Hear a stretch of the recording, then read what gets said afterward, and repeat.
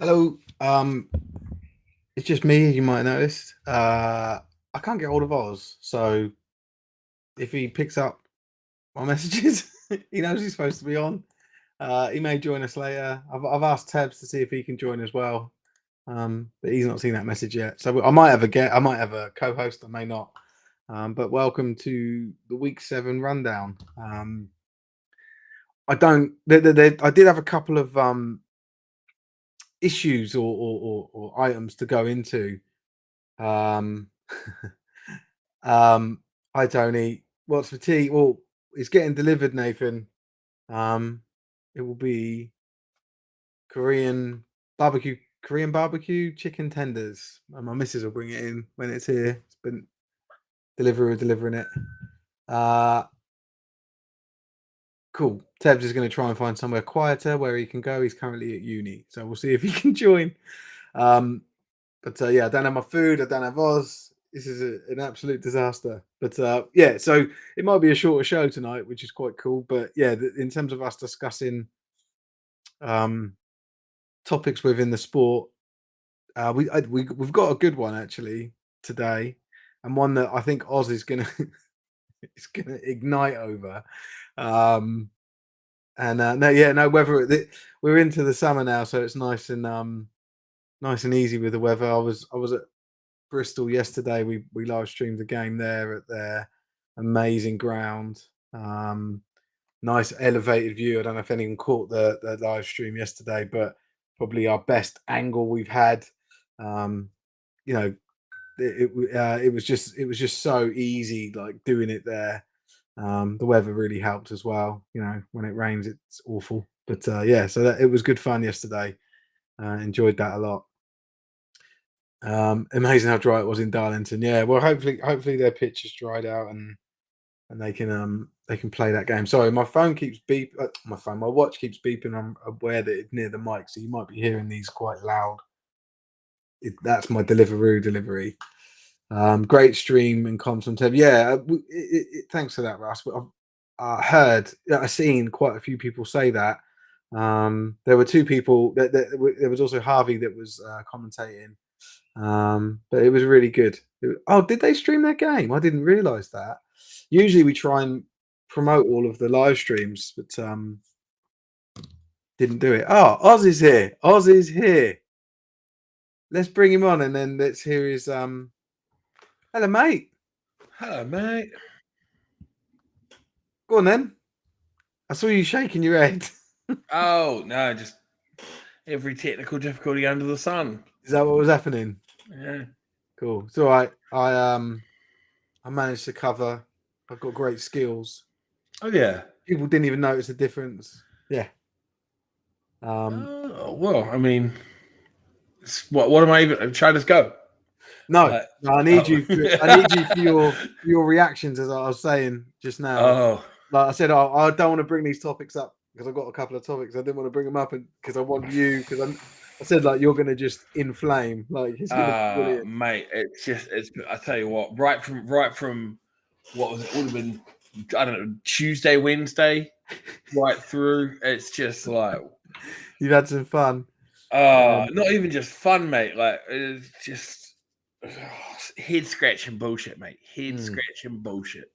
Nathan said it was 23 degrees. So we're looking at some weather stuff. Nathan said it was 23 degrees in Bournemouth. He was doing the Bobcats versus Hearts. That was a game I want to definitely get into. Is Facebook down? Well, you just posted on it. Are you talking about the live stream on Facebook? Is that? It seems odd that through Facebook he's asked a question.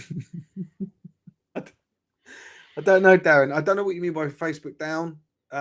It seems to be working for us. Let me just check the live stream. There's nothing for me indicating here that it's not. We're not live streaming on there. No, it's okay. Yeah, cool. Okay. So yeah, the answer is no, Darren.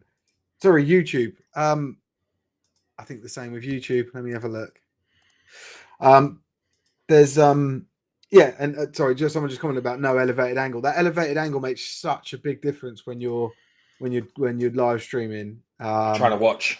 It's so yeah, it's perfect. Yeah, it's perfect. Oh, yeah, everything saying it's okay. God, yeah, thanks for everyone for jumping in there. Um, yeah, so like we definitely prefer to have that elevated view. It's not, you're spoiled in Bristol because it's just so good there. But yeah, I was showing Tebs around, like telling him all about it, and I think he got sick of it by the end of a little mini tour that I did. All right, get it. Let's just get on with stuff. But yeah, Nathan did the same. The Bobcats' first 2 passes were returned for pick sixes. That's a hell of a start. Oh look, we got Library Boy. Oh, sorry. I didn't see that. Didn't see that Oz Hello, was mate. in there. But Right. I was told. Yeah, no, I appreciate you coming on. You don't have to stay if you don't want to, but No, I'm here now. You're welcome to. I'm here now. I'll stay for a bit, but I've got to go and do work. He's got to go put books on the I shelves. just mentioned you when I was saying I gave you the little tour of Bristol. It was really cool. I've never been to the SGS facility. It was absolute madness. Never like the field was.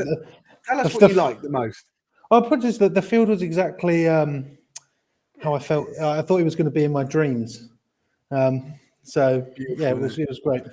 I remember you when you didn't notice it before until you stepped onto the field, but the big thick white line on the sidelines, just even that's like awesome. Yeah, because you don't see it, do you? You don't see that in football. But are we really just sitting here just? Mate. Well, maybe you need a trip. Maybe you need a trip to the Bristol facility. Yeah, I think I might because I mean, this is going to be maybe me going out on a whim here, but it might be better than seeing a capybara face to face. Hey, I wanted you to talk about this, Oz, because I saw images from, I think it was your lovely better half Jody that posted them. Yeah, you both got up close and personal with a capybara this weekend. Yes, we did. Not just that, I got to feed some jaguars this weekend. Oh, yeah, I know, right? Yeah, we did some real safari wildlife shit. So now we had a whole bunch of like animal feeding experiences. I got to feed some giant otters. Got to feed some. Oh yeah, I saw the giant otters bit. Yeah, some capybaras. We're supposed to feed some Arctic wolves, but it turns out you can't feed animals that aren't hungry, and they just didn't. Like the guy had the food. The guy had the food, and they were just like standing up on the hill, just like staring at him, and he's like, "Come on, wolves!" Oh, that's brilliant. And they're just like, and they just went and laid down in the sun, and he's like, "I'm sorry." Did you get a refund? No, we. So that was the thing. We'd gone and fed one of the jaguars that morning, and that was the mother, who was quite small. And her son, who they also have there, just didn't want to be fed in the morning. He was like out lazing in the sun, and they couldn't get him to move either. But then in the afternoon, he'd woken his fat ass up and was kind of hungry, so we got to feed him later. And mate, we were like right before the zoo closed and shit. And I said, I was like, can I get him to stand up? And she was like, yeah, don't tell anybody and just make it quick. So I was like holding the fucking food up through and when he comes up, he's like my size, and I was just like, "Ooh, you're a big boy." And his big fucking paws up on the window, and it's up on the cage, and I was like, "Fuck me, you could take my face off with that real easy." Yeah, well, not if you duck. If you get like, no doubt. Bob and weave. You just got to bob and weave, mate. What's the largest zoo animal you think you could take on hand to hand combat? See, I wanted to ask you about this as well, because have you this is completely. Have you heard about this? Would you what is it? It's like, would you rather take on I think it's like the story. It's like, would you rather take on a gorilla with a pair of scissors? What, the gorilla's got the scissors? No. So you've got a pair of scissors. Yeah. So you either take on a gorilla with a pair of scissors or a grizzly bear with a short sword. Yeah, you've got no chance with either. They're not going to feel anything that you try to do with them. You're dead. But I think I would prefer the gorilla. Might kill me quicker. I'm going after the bear, and I'm praying to God that short sword gets in his mouth or something. Like the gorilla, you just have no chance in the slightest. This is linked to Like- football because these are all football Team team names. names. The Yeah. Bears, Yeah. Have you never played gorillas. against I don't know if I've come across the Um, capybara, giant otters. Yeah, what is this? yeah. That's what's happening. Lindsay. We're So talking the reason about. we're Look at talking Tebs, about they're going into like silhouette mode, yeah, what the trying to fuck? hide. You can't hide. The reason that we've had to turn onto zoo content is because every time I talk about Britball, I get banned by Facebook. Yeah. Well, yeah. Um, You got a fake. Yes. Yeah, so, well, I didn't get a ban. I didn't get a ban. Careful. I got threatened. I didn't get an actual ban. I got threatened. Anyway, right. So with Tebs here as well. Tebs, you can. I know. You like to be a little bit more. He prefers to shy away from. I don't know the controversy. word. Just a lot more palatable for people. Oz and I. You say that, but during the uni ball season, I'll get my fair share of Yeah. Oh, messages do you know telling what? me A couple to- of your messages recently, I thought, oh no, I've created a monster here. I know, like I'm rubbing off on him, and I don't like it. Oh. Like, he's supposed to be the voice of reason, and I'm the one that goes nuts about stuff. And he's like messaging me, "Fuck him," Like I was like, "Yeah, that's what I think." Anyway, right. We'll start with topic one, but I think this is going to take up a hell of a lot of time. Oh gosh. Okay. And it will morph from the thing I start off with to another thing, and I Okay. know that for a fact. But what I want to start talking about, I went to see Blitz. I just want to look at Terrence. I went to see the Blitz and Cats. Blitz offense looks dangerous. 3 dangerous receivers: Granite, Jemiah, and Joe. Absolute crazy. Yeah, the Blitz are looking good this year. Oh, sorry. Say hello to Mike. Mike said hello. Willie. Right, Wooly. We talking He about? obviously missed you this weekend, Tabs, yesterday. But let's get to the issue. So the issue is, and like I think there's an obvious quick answer either side, but then we dive into this other piece, right? What are your thoughts? Let's start with that. What are your thoughts about coaches playing injured players? Oh, So let's yes, start there. because this was Yeah. No, this was don't the ruin it. fucking- Don't ruin it. Right. We're going to okay, start with this as a topic rather Okay, than talk okay, about the okay. instance. Okay. You know what, Tabs? You're the guest in terms of rundown. Like Yeah, let's start with our guest. we'll start with Like, that. well, guest. he usually hosts Rundown for Uniball. Yeah, he's the uni. This yeah, is so, about- but he's so- the Britball so rundown. Tebs- He's the adult contact rundown guest. So without Yeah. any further context, an injured player is played by a coach. What should be the approach? Like, why should that happen? At some point, you've got to understand that like life is sometimes more important than football. I know that won't be popular to hear to some people, but that is the case. So if it's going to have a lasting My impact, food's here. Thanks, wife. She won't come on screen. I asked her to do like a bikini walkthrough, but she won't do it. Anyway, sorry. but it's simply no. It's unacceptable, and it creates a very poor paradigm for the rest of the team. That's something that will be accepted by coaching staff. Let's say they go off and coach other teams, they will see it as an acceptable practice. Oz, you'll go. I'm going to go a little bit more granular because there's multiple instances. So I think there's layers to this. yeah, exactly. So it's like, do I think a coach should ever force an injured player to play? Hell no. Like it's Right. not the coach's decision. Like Okay. straight off the bat. Like we'll start with that. Like God, this has struck a nerve with the comments. We'll come back. to yeah. these, don't Well, worry. yeah. So if a player is injured, there should not be a coach in any sport in any fucking country in the world that turns around to that player and goes, "I need you back out there." If that player is injured, like especially in amateur sport, like Yep. it's so then there's the obviously so. When I was younger, when I was 16, got knocked out in a game of rugby. Woke up on the sideline after the game had finished. In New Zealand, Hey, you were knocked out for how long? Oh, like about 6 minutes or something. Right, okay. Right, Like, okay. Jesus. it's so in New Zealand, stand down period is mandatory 2 weeks after concussion, knockout, whatever. Like you cannot train, play. This is just amateur wise anyway. And this we're talking would have been 2005, so 18 years ago, sort of thing. It's probably changed and it's more since then. But I went to the doctor, and the doctor was like, "Yeah, can't play, can't do anything." Rah, rah, rah.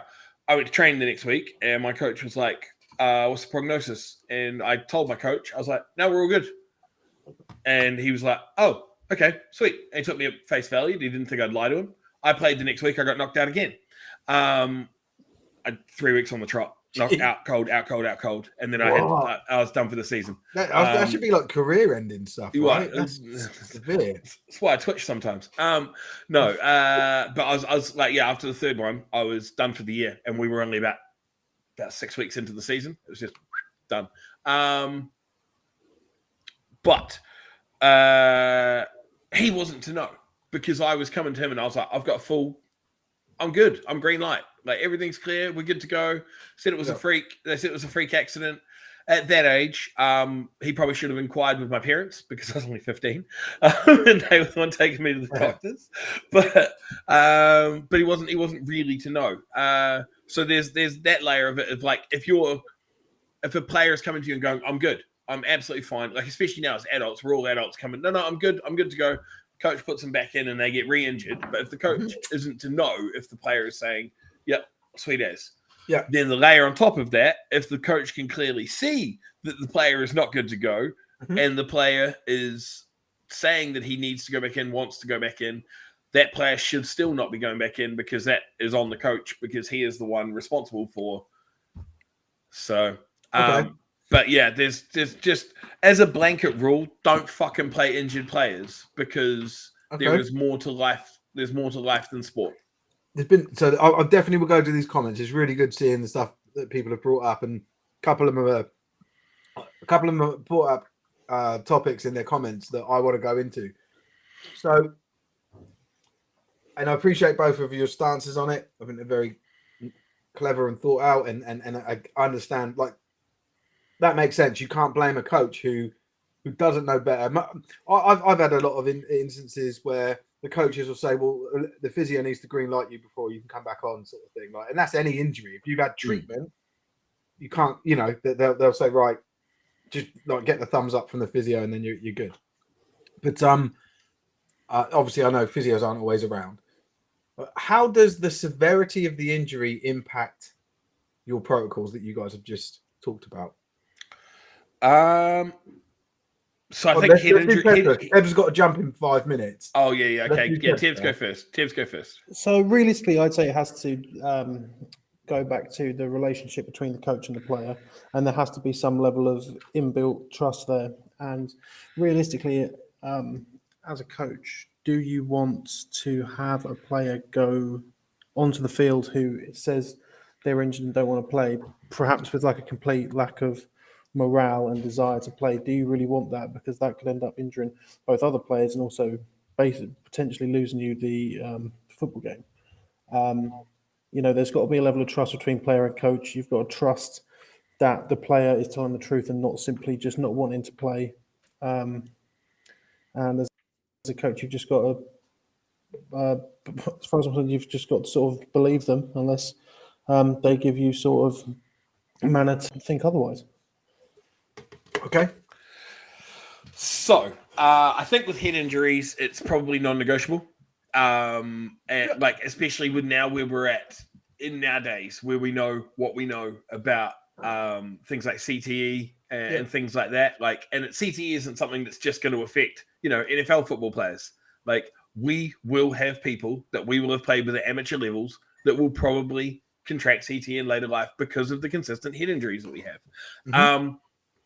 The seriousness, I think, does play into it, but I remember a story that I heard as a kid and I thought was complete bullshit, and it turns out it's not. So there was a New Zealand rugby player, a guy called Wayne Shelford, known as Buck Shelford, possibly one of the toughest human beings to ever play any sport ever. He got kicked in the nuts in the middle of a rugby game against France. Hurt like hell. Went into the dressing room, and it turned out the boot had shredded his nutsack, and one of his testicles was hanging down between his legs outside of his sack. They fucking bandaged it up, and he went and played the rest of the game with a shredded nutsack. And this is all verifiable. You can find this on you can find this on like the All Blacks official website, that he talks about how he's like, you've just got to do it. So he played. So my follow-on, did he then sustain further injury, or to the did the injury get worse because of that decision? Well, I think it was probably about as bad as it was going to be, apart from maybe just severing the cord between the testicle and the rest of the body.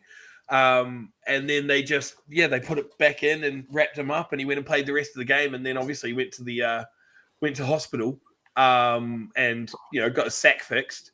But he played through, and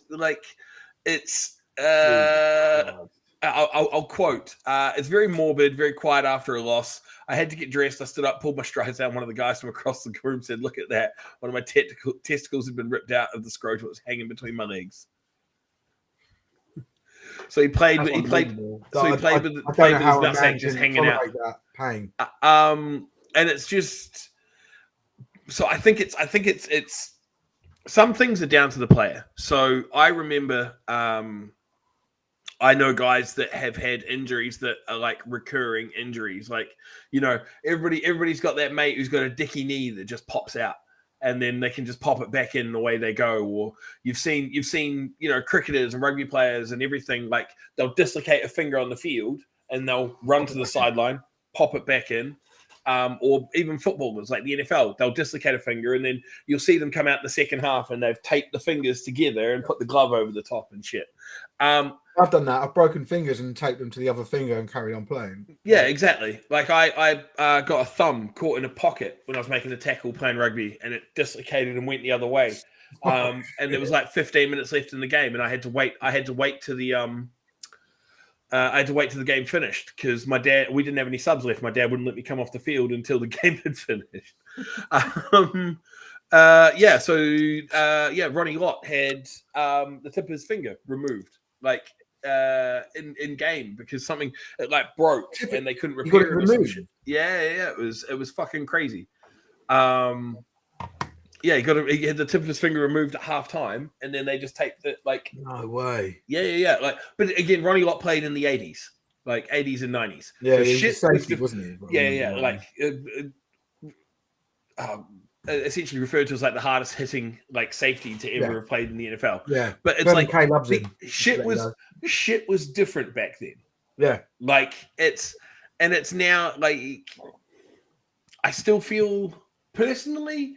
I feel like unless it's an injury that's going to probably jeopardize the rest of your life, I feel like there's still a bit of a, can you go? Yeah, I should be all right. Like, like someone breaks a finger. Like, you break a finger, you're injured, of course. But you can tape that and fucking just crack on. So this is one then. And then we'll move on to the comments because there's so much there. But so let's say, I don't know, ankle sprain or something, or something to do with your calf, like a muscular thing. First, second quarter, and then quarter, and your coach comes over to you and like, look, are you out, or are you able to come in and play? Should a coach ask that question? So the pressures come on now, and they're like, sort of scraping the barrel for players, and they go back to a player that's already been counted out earlier in the game, and they're like, is it better? This was an. I suppose you find, I suppose like people say you find your least injured player to like make up the numbers. Should the coach be asking that question? No, he shouldn't. The reality is no, he fucking shouldn't, because it's bigger than sport. The reality is, if you are injured to a point where you can't continue, where you've had to come off, the coach should not fucking be asking you to go back out. Okay. But I know coaches have. No, I've heard it 100. I think most games I hear that question. Yeah, 100%. And So, it's please, especially Sam, it's especially where it is, and I hate to bring it up, but it's especially where, it might be an injury to a top tier level player, and the replacement that you have at that position is still worse than a hobbled version of your player. And they're like, you know what? I don't want to put so and so in because Jim on one leg is still better than Browner. Like, what if? So one more question, then we'll go back to these comments. Right? Does that change if it's a non-physical? I don't know if you call it an injury, but a player's just like, my head's not right. I can't play in this game. when you say head's not right, Like, do you mean I want they're just head's not the day, word, like they're you take a mentally mental not well-being prepared? day. Like, you're just not in it. You're like, you can't. Like, if a player says, my mental health suffering, I can't play in this game. No, you don't put them on the fucking field. No fucking way. I think that's the situation where you would get the highest amount of pressure from players, from coaches. Is Don't when care. someone says, "Look, it's just not for me today." Like, I like, they don't have to go into detail of what it's about. They're just like, not today. So they're physically fine. There would be, yeah, I can tell you, there would be a lot of questions. There'd be a lot of questions, especially from the locker room, because at this Like, is point in that not time, a coach's job to put their arm around him and, look, what's wrong? Let's talk through it, and then make him feel better, make him want to play, or do they just leave it? No. Make him want to play is not. It's not his responsibility to make him want to play. It's a little bit of his responsibility to put his arm around him and make him want to feel better, for sure. Because we should always be looking out for our teammates, for our boys. Like, you should 100%. If someone says that they're not in it, that they like, and especially if it's a mental health thing, you should always be looking out for your boys, 100%. And it's have a word and say, look, I don't give a fuck about the game. Yeah. But is there something I can do to help you just feel better? Yeah. Like, always, always look out for your boys. I would say it probably would be helpful to maybe give them a responsibility for that day. Like, look, Yeah. you're not playing, but can you help me with this? Help me call plays. Help me manage the sideline. Can you get stats in? Everybody fucking loves to know the stats. But yeah, I agree. I'm just quite pleased to see the actual. I mean, again, the comments are another. No way. No way. Okay, cool. Like, there's a difference. I think there's a big difference between, like, if someone's like, like you mentioned with mental health, like, I'm not feeling great. I'm really feeling below anything. And then being like, some players that'll turn up and be like, I'm just not feeling it today, coach. Just, yeah. I don't know. Abe's just popped up saying he saw that in under 16s not long ago. So I've never come across it. I was just, again, it was me just sort of spitballing, but I can see why the younger generations will feel more confident in speaking out like that now, as opposed to my generation or before, where you'd be told, "Oh, shut the fuck." James has smashed it. James has smashed it out of the park here. Always speak to the player, and if their head isn't in it, then it's jersey on, be on the sideline, no pressure with a role for game day or anything. Just be around the guys, feel the good vibes, just be around people.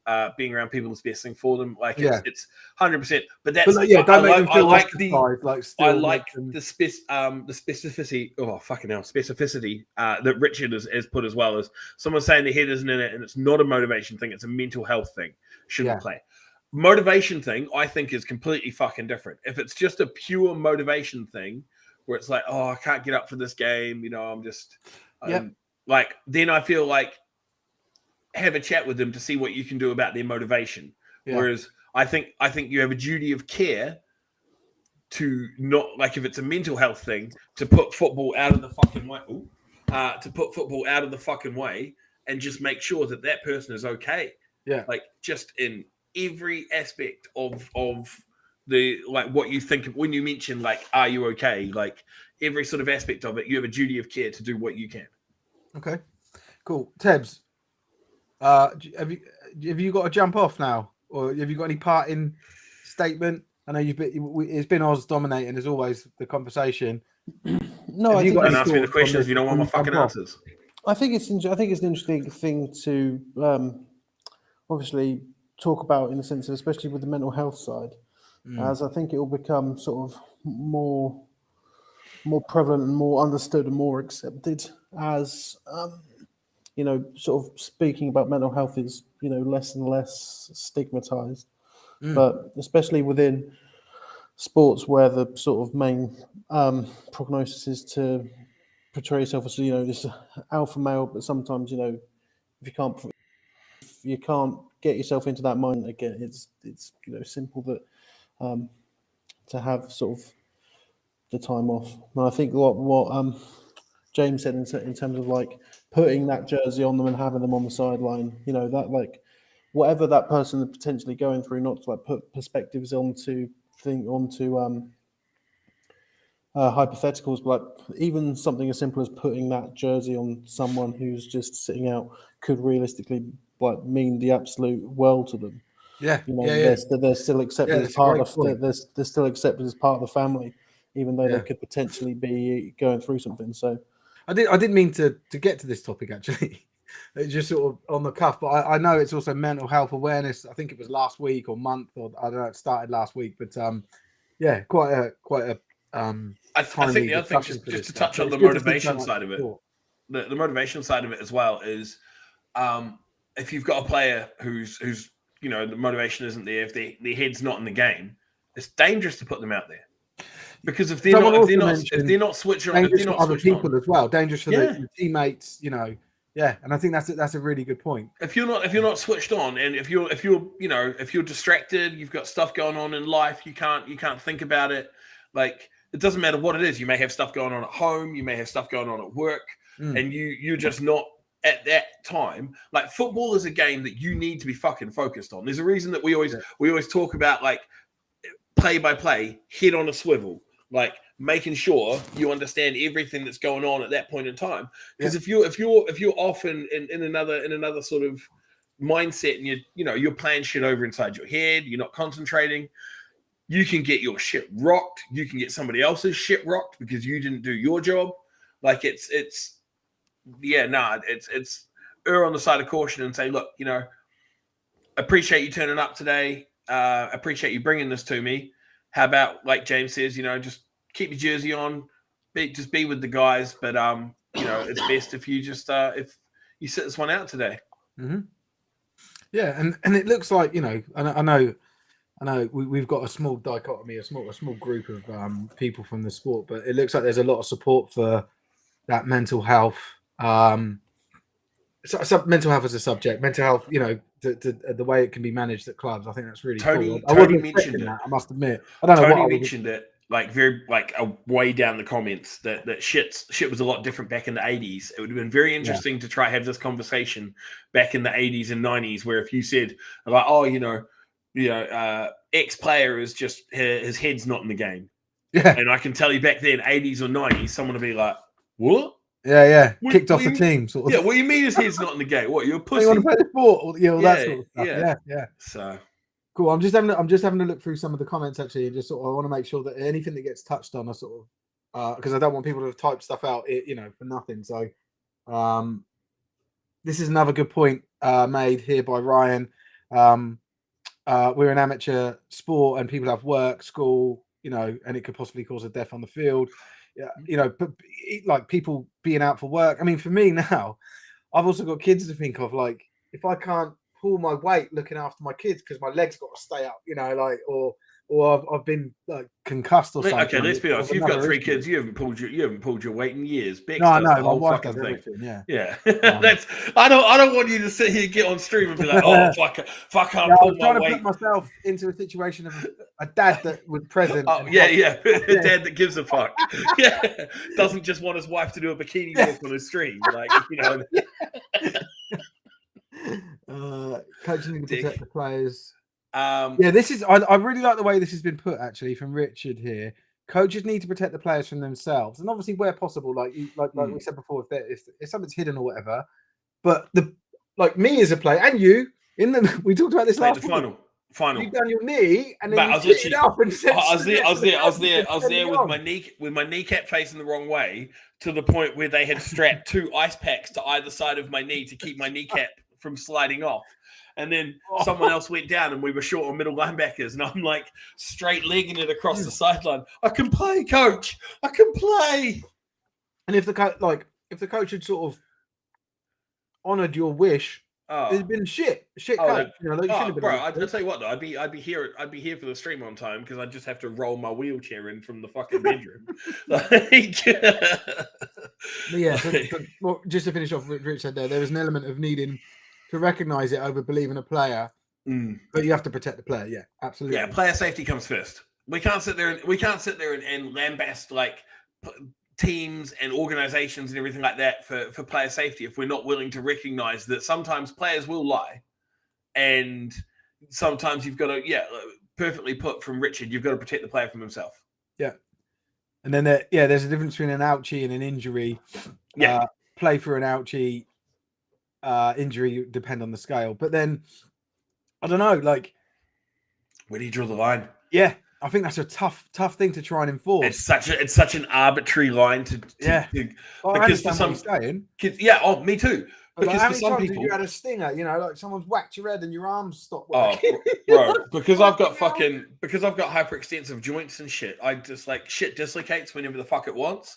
So I get sting. Like I hit someone and I've got a stinger and I'm running along like on the rugby field with my arms hanging down. And I've got I can't hide it because I'm like my arms down by my ankles. So I've got to hit people with my left until I get feeling back in my right. And it's the ouchie. It's like for some people, like a broken finger is literally just to tape it to my other finger and I'll be good to go. But for someone else, like they may have never fucking broken a bone in their body, and then that's just written them off because they're like, this pain is incredible. So Willie said if a player's not 100% should be on the field. I don't necessarily agree with that. I think you can play at lower percentage rates, and Abe's actually said the amount of people that are playing hungover. Especially as you get towards the end of the season, you're sort of patching yourselves together. Every I've seen people go through tubes of deep heat on a Sunday morning just to get the body warmed up. I remember once saying I feel like a game day drug dealer. I'd have like strong pain medicine that I got from an injury, and then when I come back to play, I'm like, oh, does anyone want anybody need some cocodamol? And you're like, yes, my way. And then it's you've got the deep heat. I used to play football with a guy that put deep heat under his foreskin, because that was how he'd get wound up for a game, because just the pain of deep heat under the foreskin was what would get him Ted, going. why are you nodding? Is this a known practice that I've never? No, it's just something that I can completely believe that has come across. Have you ever accidentally done it? Have you ever accidentally? Have I applied deep heat to your genitals? Not under my foreskin, but I have accidentally applied deep heat to my genitals, and it's closest. It's something else. Closest I got was you get. I couldn't imagine. It's like that. It's like that original source mint and tea tree shower gel. You leave that on for too long, and like, closest I got was on the sack. You can taste where your bollocks. Oh, that's what it's like that. Like, that's how much feeling you've got in them. Yeah, no. Closest I got was just not having washed my hands properly and scratching my sack and getting some on my sack, and that was good enough. Yeah. So Tony says I used to have a hot shower before I kitted up. That's fucking genius. Well, I know another Tony McKenzie, that would have a shower after he kitted up. What, in kit? Yep, full kit, helmet on.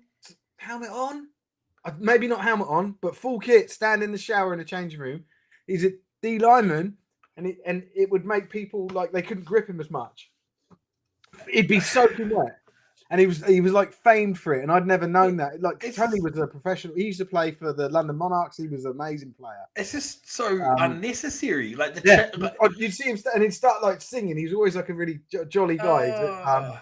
And I remember seeing it like once. We used to play at Aldershot. God, talking about rubbing, I almost rubbed like, some hot sauce in my eyes. Then I hope that doesn't.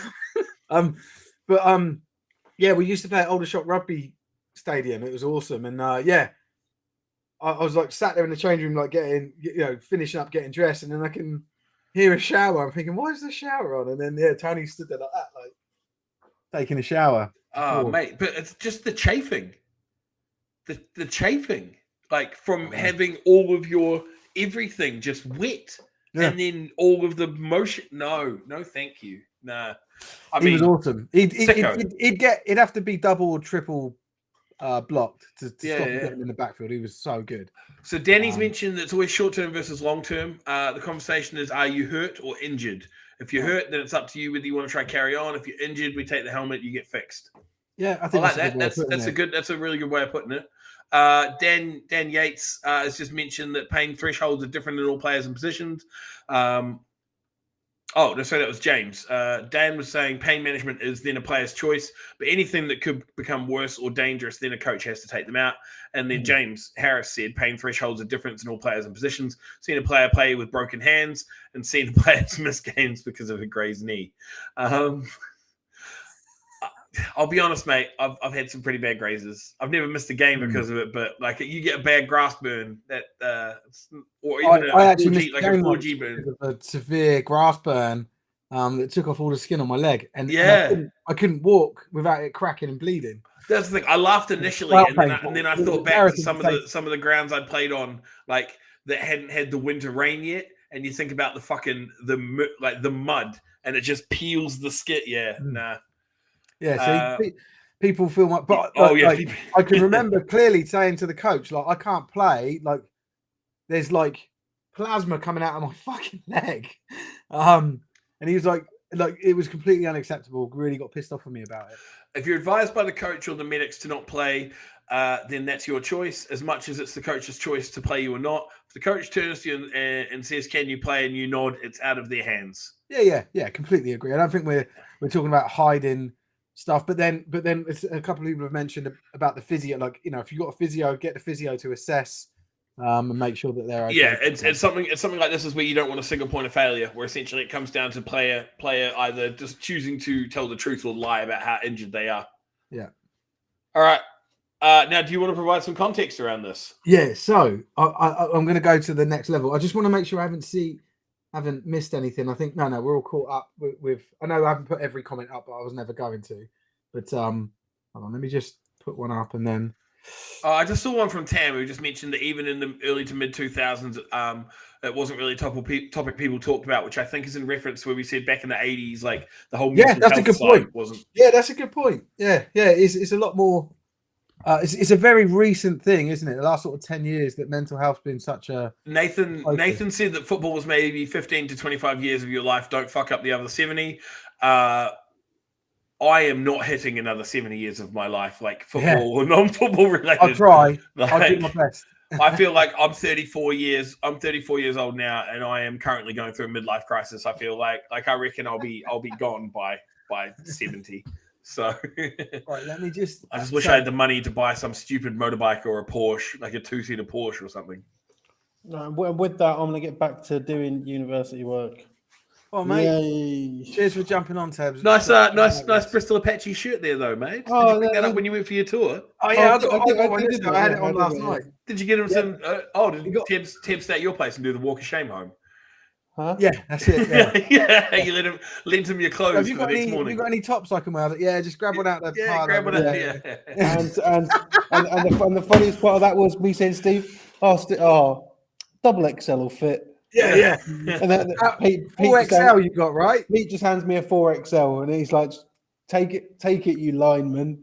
How does that fit? It's quite baggy. Oh, okay. Not I got a large baggy. and that fit nice. I know. We'll see you at the Caesars game soon, Tibbs. I've got hopefully if you make playoffs. When you make playoffs. Oh.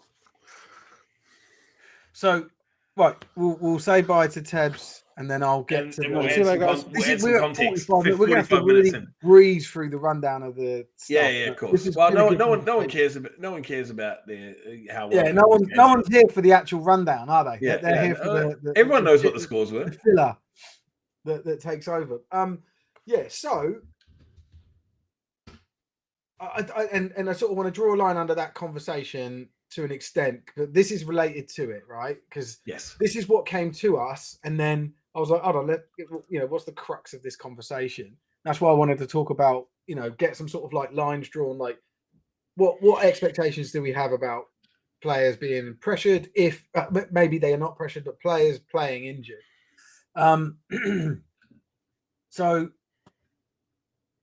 I got sent a message, and it's actually linked to this. So what it's linked. So what happens now is there's a minimum number of players that have to be kitted to for a game to go ahead. Mm-hmm. So I'll read it out. I think I can read it all out. I'll stop if I can't, if I'm worried about something, but I'm fairly sure I can read it out. So straight into it, coaches knowingly playing injured players just to get the minimum numbers, and then celebrating the fact the Sky's done it's their commitment to Iron Man football. So I'll carry on reading, but then I'll go into the actual example that I know of that was sent in with this. They say this person, and so I'm reading their message. So, when has it been okay to risk serious injury just to save face? At one point, this game was 41-0 before the half, and there was a serious injury to a player that needed an ambulance. Bearing in mind they had already delayed kickoff by an hour, just so they could wait for another injured player to come down and pick up to make the minimum numbers required. And then they also had players picking up knocks and injuries. Why do teams? So this is the other issue, right? Why do teams like this exist? Why do teams like this exist, and why they're allowed to be in the league? It makes no sense. So what's happened is they've called an injured player to get kitted up. That player then played Iron Man football, and then was named match MVP on their social media. I'm not going to name and shame. Well, people might be able to figure it out. I don't want to do this as a name and shame thing. I wanted to just talk about this whole approach of playing injured players. But for me, this goes beyond any element of logic. They were just trying to make up their minimum numbers despite being spanked anyway. But that player ended up getting named game MVP for playing Iron Man football when he was injured. And apparently other players were asked to play injured as well. Go on, Oz. This is fucking irresponsible. Yeah. Like straight off the bat, if you are asking, this isn't even about this is not even about fucking, you've got injured on the sideline and then the coach has come to you, right? How you doing? Are you all right? Like, can you play? Can you not? This is, old mate is fucking injured. He wasn't playing today. And then you've gone, well, it turns out our fucking club is in such trouble that our club's in such fucking trouble that without this person coming back from injury and this person coming back from injury, we're not going to be able to fulfill our fixture. Yeah. You shouldn't be around. If you are having to rely on injured players playing both fucking ways, your club it just shouldn't flies in the exist. face of the mentality that's been shown already in this conversation. How the fuck right? can we make player safety such an important thing that we talk about, right? And we talk about player safety is such a fucking buzzword nowadays as well, that people sit there and they're like, oh, the game was cancelled because of player safety. Fine. You know what? Fuck it. If you haven't got the men, you haven't got the men. Don't be pulling fucking, Jimbo off of his crutches to come out and play both ways. Yeah. Because you're such an ineptly run fucking club to have enough people healthy on game day. And then post like a bravado. Oh, and then you're like, oh, you know what? We were fucking amazing. We got this cunt off of his deathbed to come out and play both ways, and he's got the heart of a champion. No, that's what we want to see at this club. That's the sentiment, right? That's the rest of the fucking community doesn't want to see your club around. Piss off. Go somewhere else. if you're going to sit there and champion getting injured people off the sideline to help you make up numbers because you're such a fucking ineptly run structure, right? Yeah. Get the fuck out of our sport. See you later. Get going. And the fact that they were like what you mentioned, bearing in mind, had already delayed kickoff by an hour so they could wait for another injured player to come down and kit up to make minimum numbers. Had a few players pick up knocks and injuries through the 2 quarters, and then decided to continue when at one point the game was 41-0 before the half, and there was a serious injury to the player that needed an ambulance. Yeah, and he carried on. Fuck off. Get the fuck out of the sport. Yeah. So we're not saying that. I don't want to say that. I didn't. I'm not doing this to sort of out anyone. No, fuck him. Talk about standards. Well, the other thing as well, like if I think, and I know from my experience, and this may sound a bit weird, right? But I know if my name's on anything that Baffa see, they will just ignore it, right? So. So if it transpires that Sport Tank outed someone, Baffa would probably do their best to not do much about it. I think it works a lot better for it to come from within the sport. And so we encourage people to go through the right lanes. Like I don't want us to hinder the progress of anything. Right. Can we front and center Richard's comment here? Or yeah. I don't know if I'll get it all on screen. No, I won't. So Richard's got not the example discussed now. How I'm going to scroll back up because I'm going to read it where I can see. Right, not the example discussed now, but what if this is known? Both teams are made aware, and both teams have weeks where they are not playing, and the reason that one game cannot be played is a fluke of unavailability. Whose fault is that? The team with 1 week of low numbers, the opposition that didn't want to reorganize the game, or Baffa for not trying to do the best for both teams and look at all options? So, can I say all of the above? No. Because it is definitely the team that has. If you can't fulfill 25 healthy players, right? Yeah, you take a. I don't see why you wouldn't take a forfeit. If you cannot fulfill week in week out with every team has to deal with work holidays, to deal with family holidays, summer holidays, injuries. If your squad is not built to take on those and have that buffer to keep you well above, decently above that 25, taking those things into account, because every fucking team in the nation has to account for that, right? Everybody plays at the same time during the year. We all have summer holidays to deal with. We all have not necessarily Easter, but bank holidays to deal with. We all have fucking people not being able to get work off. Every single team. If you cannot take that buffer and that cuts into your 25, your club should not fucking exist.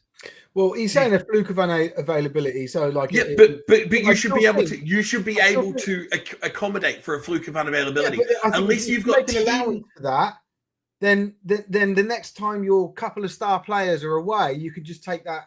Oh, well, it's an away game. We'll make them move it, and you stitch people up, right? Because you've got everyone. Well, not everyone, but people know what goes into the a home game booking, a home game fixture, like getting everything ready. Paying for stuff, coordinating everyone.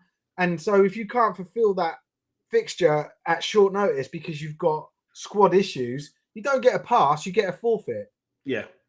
So then Richard said, what if both teams agreed to a reschedule, but that was retracted? Well, what if the reason that they've had to retract their reschedule is they've run into the same issues down the track that you had at the time of the original fixture? This is the thing, Rich. Just what I said, you don't want to create precedents where teams can then know, oh, well, if I'm in that situation, I've got a little bit of wiggle room. Yeah, no. Or you don't, right? Yes. If the home ground or there's something wrong with availability, at short notice, like a waterlogged pitch, right?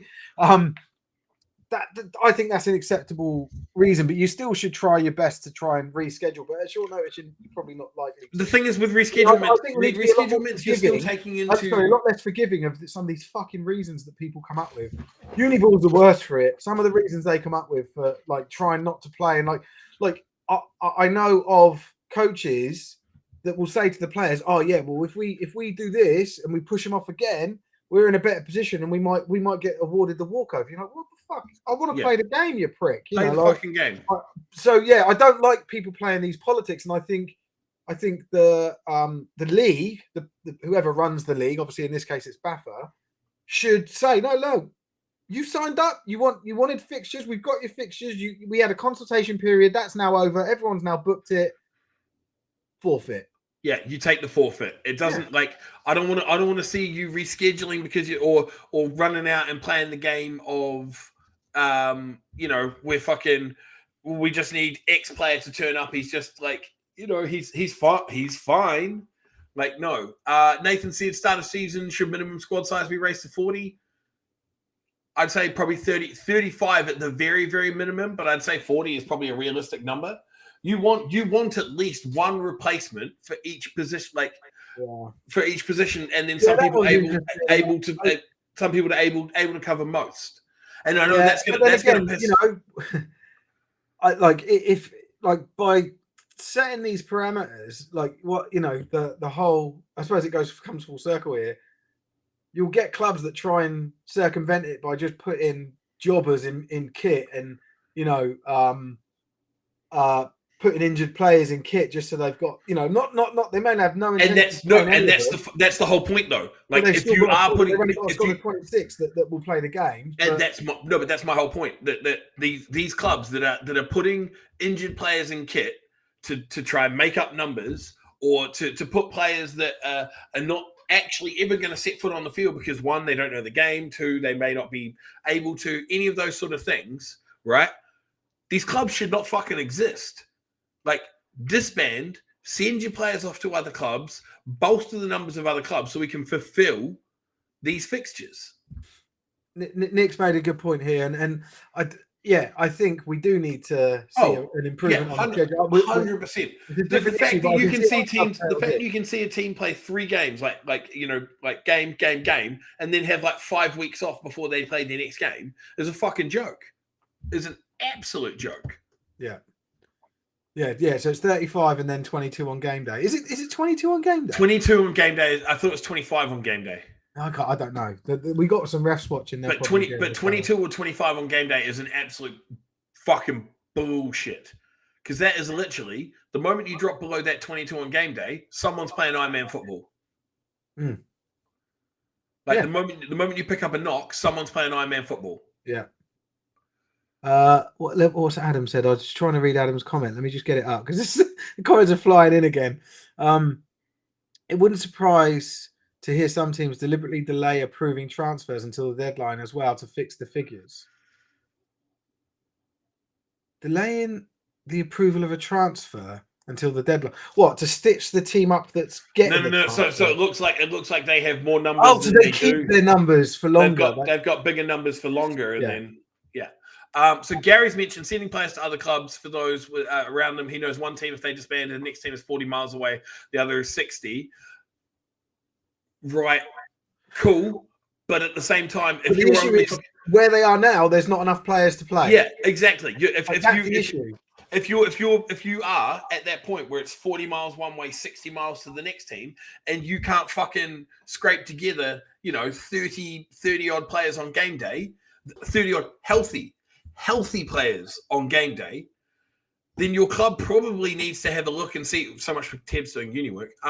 We should probably be having a look and seeing about whether your club should be existing in the first place, because you're doing a disservice to everybody in the league themselves already in the division with you if you can't fulfill a fixture and you have to forfeit it, or if you do end up folding later on. But you're also just doing a disservice to your players because you're putting them more at risk. When you've got guys playing Ironman football, there is a much bigger fucking risk at injury than you do when they're playing it, because not just fatigue, but I doubt the majority of fucking football players, especially at Div 2, can play their own position properly and like technically sound and do it perfectly to avoid injury, let alone the position on the other fucking side of the ball. I know I couldn't. There's no way if I had to play Ironman football, there's no way I could go out and play like offensive tackle or whatever to a level where I'm not going to risk doing something wrong and someone coming away with a fucking injury.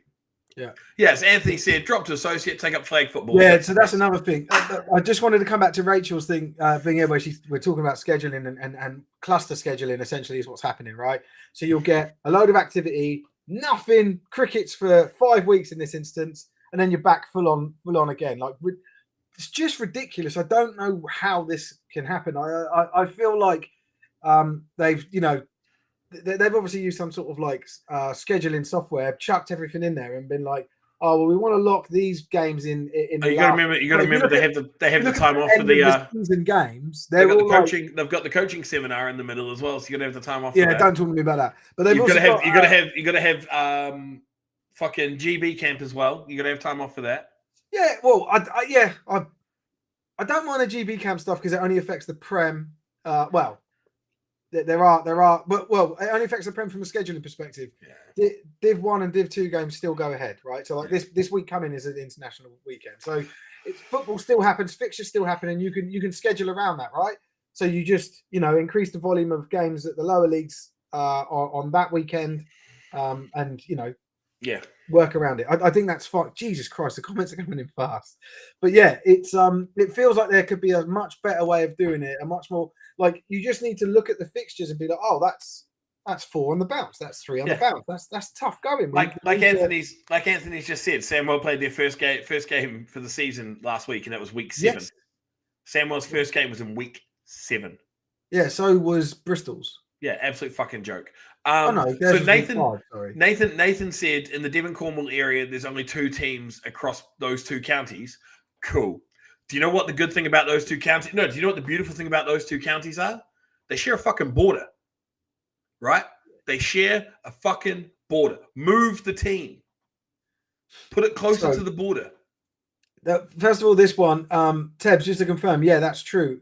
You only need 11 players to play a Uniball game, and that happened the season just gone with the UWS Pyros. They had 11 players and they played a game. Oh, but I think that's something Tonye needs to do something about, and bring in line with kitted football. That legitimately sounds like that school has decided to create a football team to get like the benefit. Getting the benefit and the funding and everything from the uni, but and then they were like, wait, do we actually have to play game? Oh shit! It says in the bylaws we've got to fulfill 3 fixtures minimum. Yeah. Fuck. At this point here about and I've actually seen Don Edmondson. I think his surname Edmondson. Sorry, someone will correct me if I've got it wrong. But he stated recently on some posts. I think it was one where about that the Kings dropping out. That there should be at the lower level an 8v8 format, and I actually posted that in the community group probably about a year ago. I was like, this is what I think, and it was like just speculative stuff. That's why I didn't go through like Sport Tank official. I was just like, this is how I think the league should be structured, and I said 8v8 at that lower level. New Zealand plays 7s, so there is an IFAF approved version of 7s, right? Which is sort of based similarly off arena football that they play in New Zealand in regions where numbers are a problem, where they can't fulfill a full roster. And it was something that they tried to get. They put it in the region I'm from, Canterbury, and it was originally the rest of the other parts of the country which were having the same problems that we have at the moment. Having the same sort of problems with numbers, where some of the Wellington teams were only getting 22, 23, 24 on game day. And then it came out and it was like, right, well, we should all play 7s because we're struggling for numbers.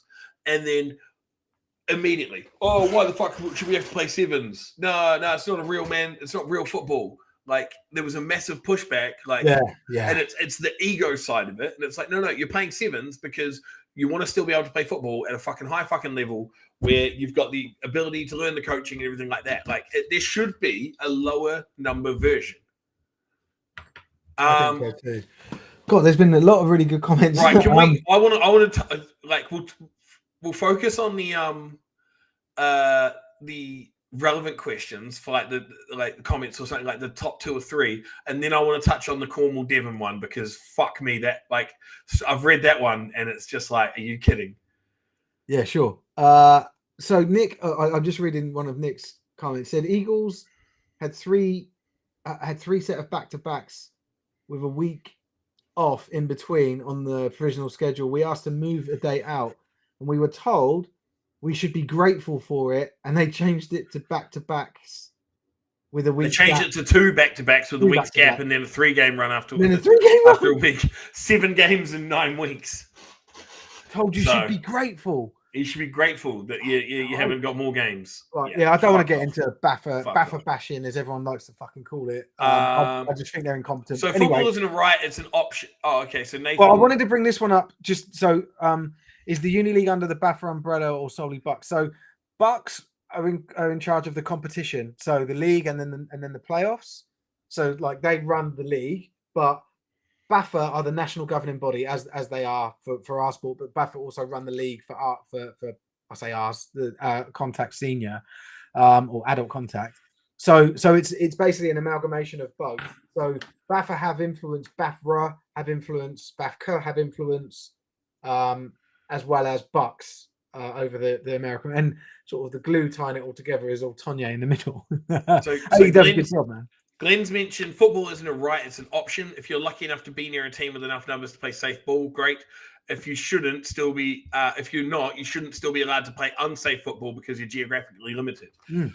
Preach! Yeah, it's great. Yeah. Yes. Just, I think the other thing people don't, if you think about it, I You're can't not entitled to play football just because of the fact that because it exists. Like the other thing, I thought about this in the week. I can't think of another sport that is tougher to get going and to maintain.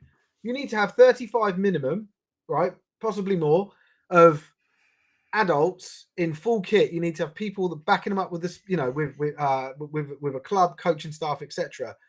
I don't think there's any other sport where things are so demanding and like so much money needs to be spent, right, for that volume of people.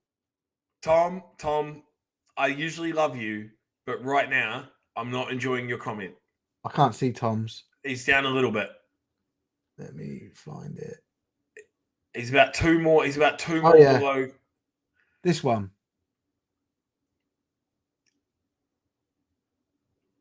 11-man football is the goal for sure. But if you can't field a fucking team, you know what you're playing? You're playing no-man football. You're not playing football if you can't field a team. So you can say we can field 11 up here. The goal isn't to field 11, mate. Like Teb's trying to like govern us. Oh, shut up, Tebs. There's a reason we got rid of you. Fucking prick. It's you don't. Oh, the did you just minimum put that one isn't on? minimum requirement isn't 11. I don't know how to put them up, mate. Oh fuck! haven't I done must have anything. accidentally clicked it. Sorry. Right. Okay. There was one. So I'm gonna butcher your name. So I'm really sorry. I feel like it's a different version of Alicia, but it's spelled Aleutia. Yeah, Alicia. Is it Alicia? So they mentioned that Cornish players won't travel to Devon because it's Devon. Devon players Yeah, you said this. won't border to Cornwall because it's I've got it. Cornwall, and then went from Somerset to the depths of Cornwall. Fucking pick your nuts up, right? Pull your head out of your fucking ass. Oh, won't travel to. This is not the Middle Ages, right? It's not. We're not having the War of the fucking Roses anymore. No one gives a fuck what county you come from and some little prejudice you may have against a guy that lives 20 miles down the road. Pull your head out of your fucking ass, right? Move the team to a place where it's at the border. I don't give a shit if it's in Devon, if it's in Cornwall, if it's on the fucking Isles of Scilly, which are off the fucking coast, right? Just, Jesus Christ, why have we got such, and this is coming from me, such immaturity at adult ages? Oh my God, stick your shoes on your webbed feet and crack on. Right. Romeo and Juliet, the Devon and Cornwall version. Oh, I'm trying to just see if there's anything else pertinent. I can't believe it. Like I've lived in Yorkshire for like multiple years, and they talk about people in Lancashire being on the wrong side of the Pennines, and I'm like, you've had 500 fucking years to get over this shit, eh? Like, just get over it, deal with it. Like, you don't see me trying to fist fight emus after they won the war. Well, you're not from Australia, so. Well, I my passport says I am. Nah, yeah, you're a Kiwi, Oz. Says I was born in Melbourne, Australia. So who's that? Can we just ban Tebs? Is that something that we can do? Yeah. Yeah, cool. Yeah, if they join together, that'll be great meeting numbers too and healthy players today. Exactly. Cornwall and Torbay, just fucking. There we go. as a team all together. Call it Corn Bay. Fucking done. Yeah, so this is slightly skewed from Richard saying on the Bucks BAFA thing, any uni player need to transfer and then pay full BAFA fees and therefore doubling paying to play. I think that the BAFA fees for uni players is smaller because it takes into account that there's not a league run by BAFA, and the league, and if that's what you're talking about, like correct me if I'm wrong here, but I'm pretty sure it's adjusted down for the students, so that you're not paying over the odds or double paying. So Cornwall and Devon used to be called the Plymouth Admirals. There we go. There was a fucking team already, and they decided to pull it apart. Torval, yeah, it does. Torval sounds better than Corn Bay. I'm not going to lie.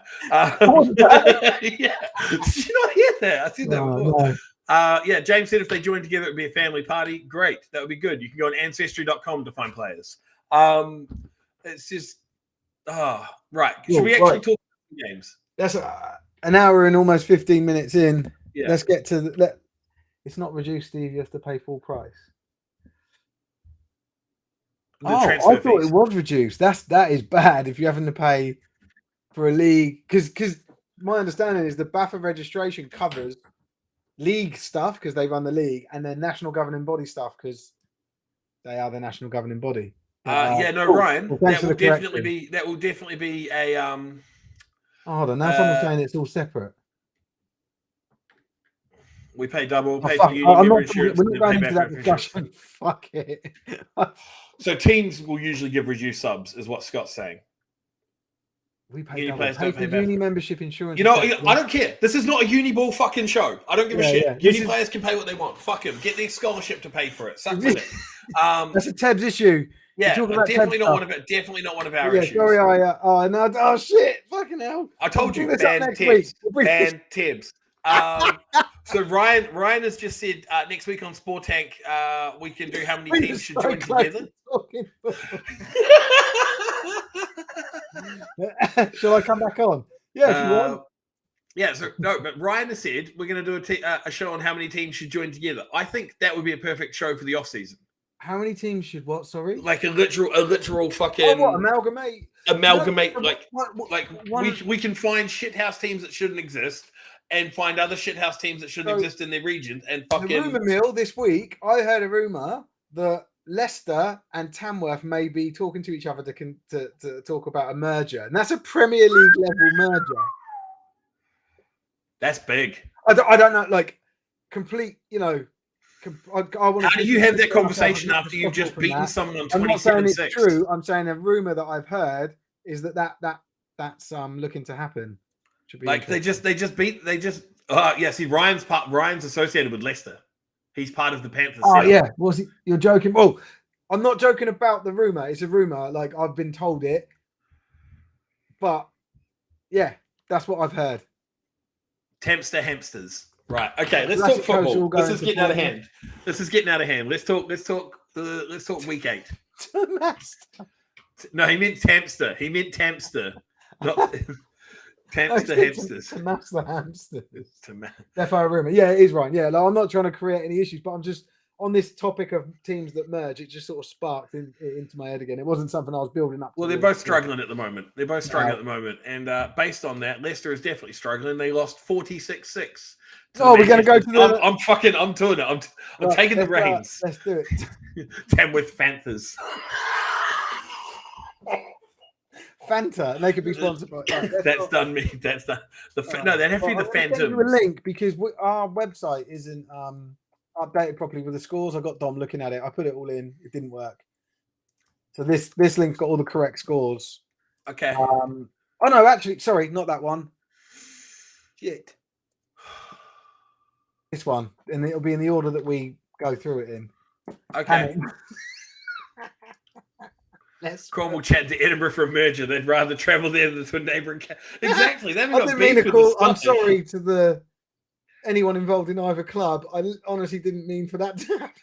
It's funny though, but like, please don't come for me. It was just fucking said. I wish I hadn't said it now.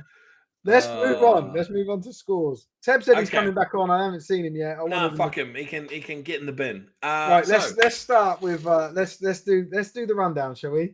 Okay. Here's the rundown. Welcome to the rundown. 1 hour and 15 minute edition. In the Prem North, we had the Edinburgh Wolves. They faced the Tamworth Phoenix, and they beat them Cheers, Ryan. 30 points to 7. Tell us who we predicted. We predicted Edinburgh. We both did. We both had Edinburgh to win this. I didn't. Do you know what? I feel like that going into it, that could have gone either way. And I think I picked Edinburgh because they were the home Not team. according to Tony. Tony reckons the Wolves should have scored more. Wow. I'm surprised by that scoreline. You know, This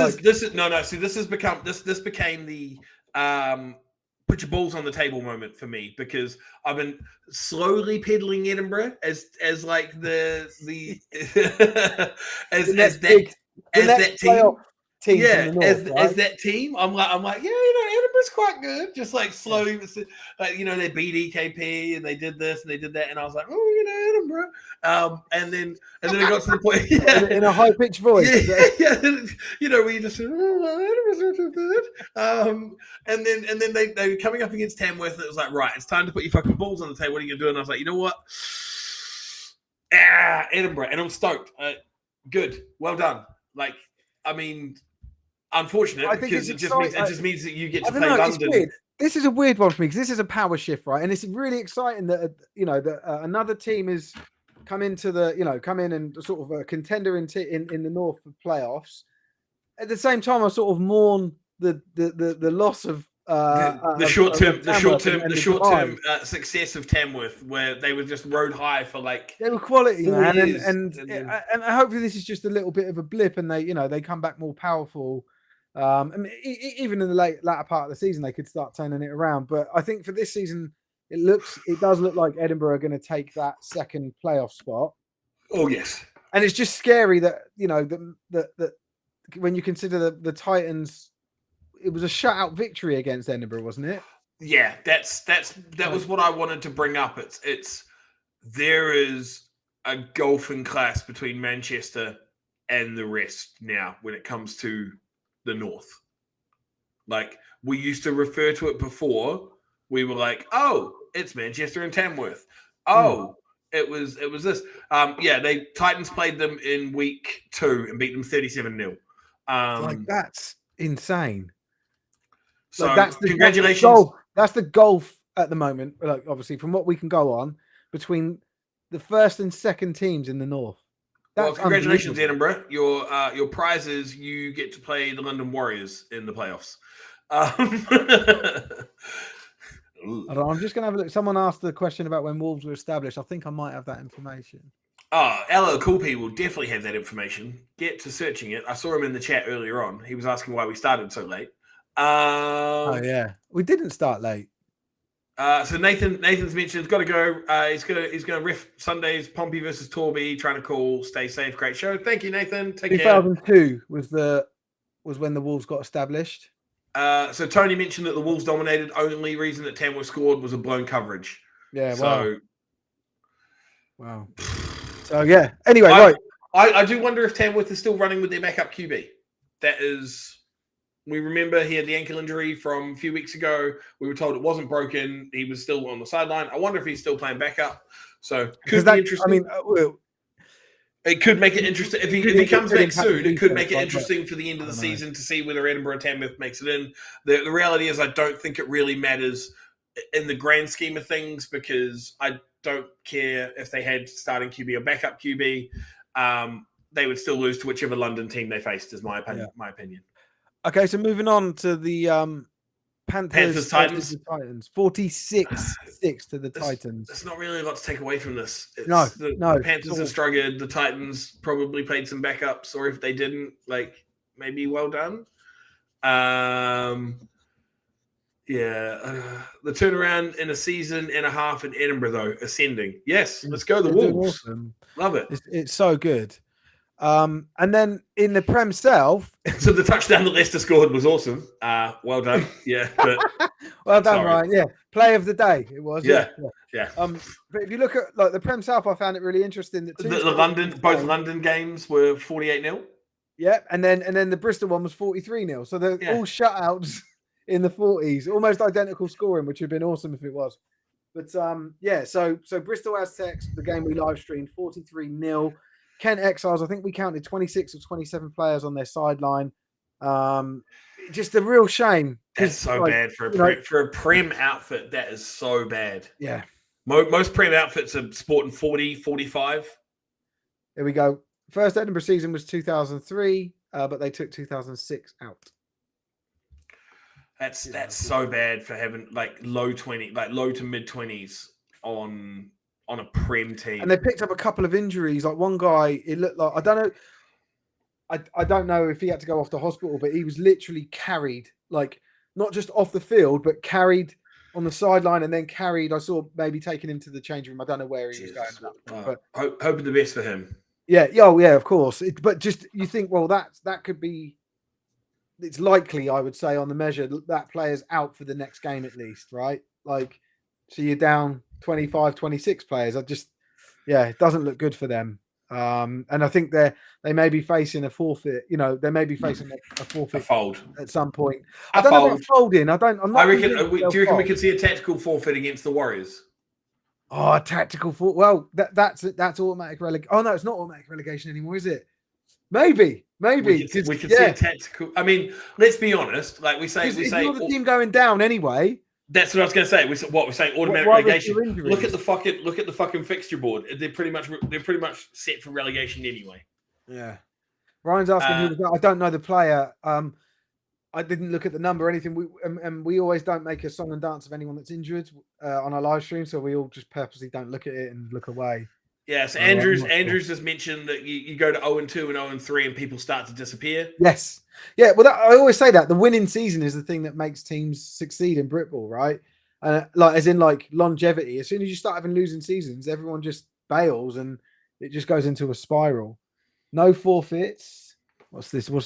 Exiles had some uni guys who had exams today, couldn't justify a 14-hour day traveling and playing. Yeah, that makes so they've got a lot of KCR Regents players because the coaching staff of the KCR Regents coaching staff. I don't know who KCR Regents are. I'm assuming a Uniball team, but yeah, they're a good Uniball team. They got into the playoffs this year. Cool.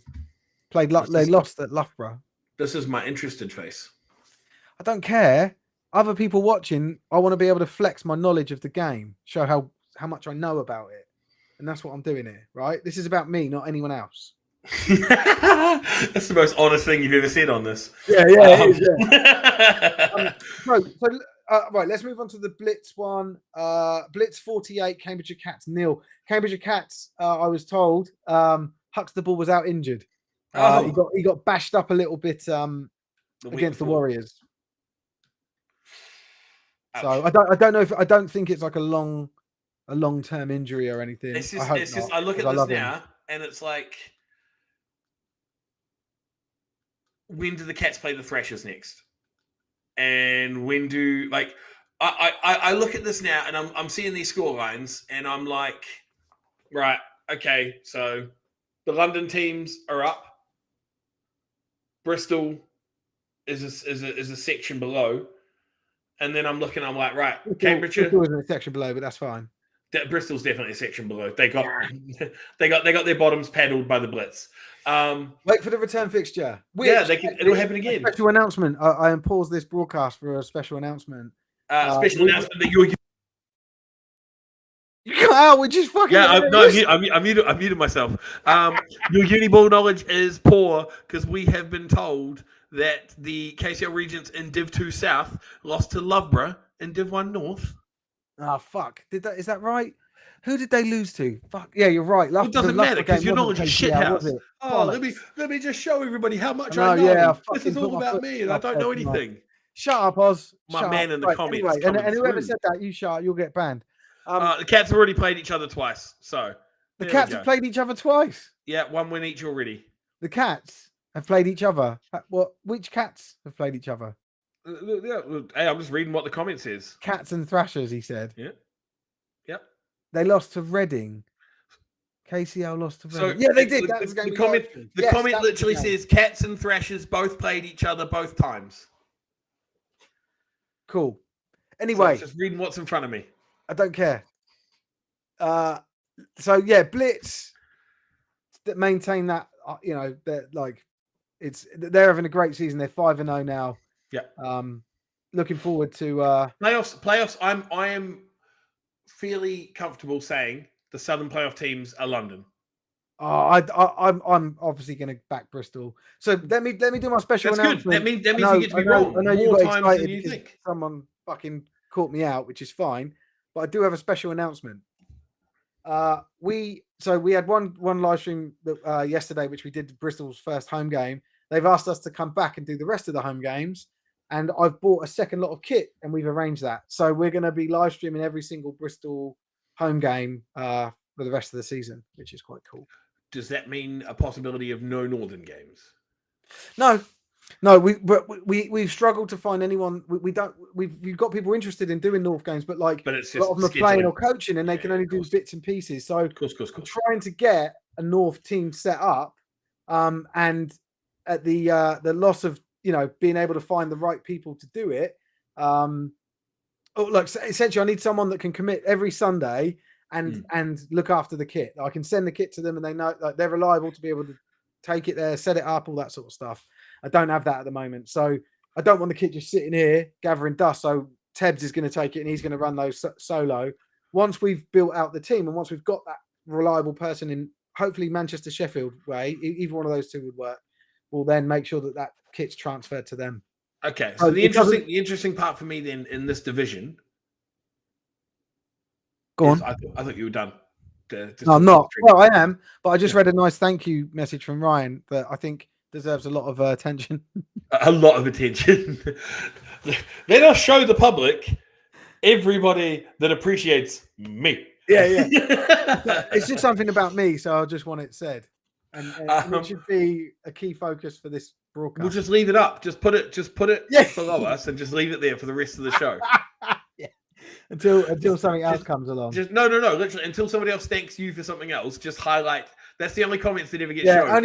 Any positive things about me personally. Anytime you say positive things to Steve. A good opportunity here because of Ryan. I can now plug the live stream I did midweek. It talked through how we do these live streams and the equipment we have and how much it costs and the journey that I've gone through to get to the point that we're at.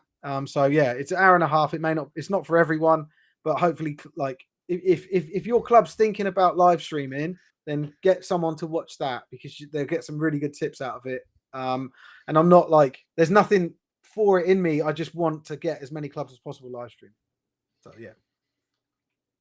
So don't get rid of the comment, leave it. I just wanted to say the rest of the division, the interesting part for me now is it's all around the Cats playing the Exiles and the Thrashers playing the Exiles. That is the interesting part in this division now is what happens at the bottom. I think the top's still interesting. No.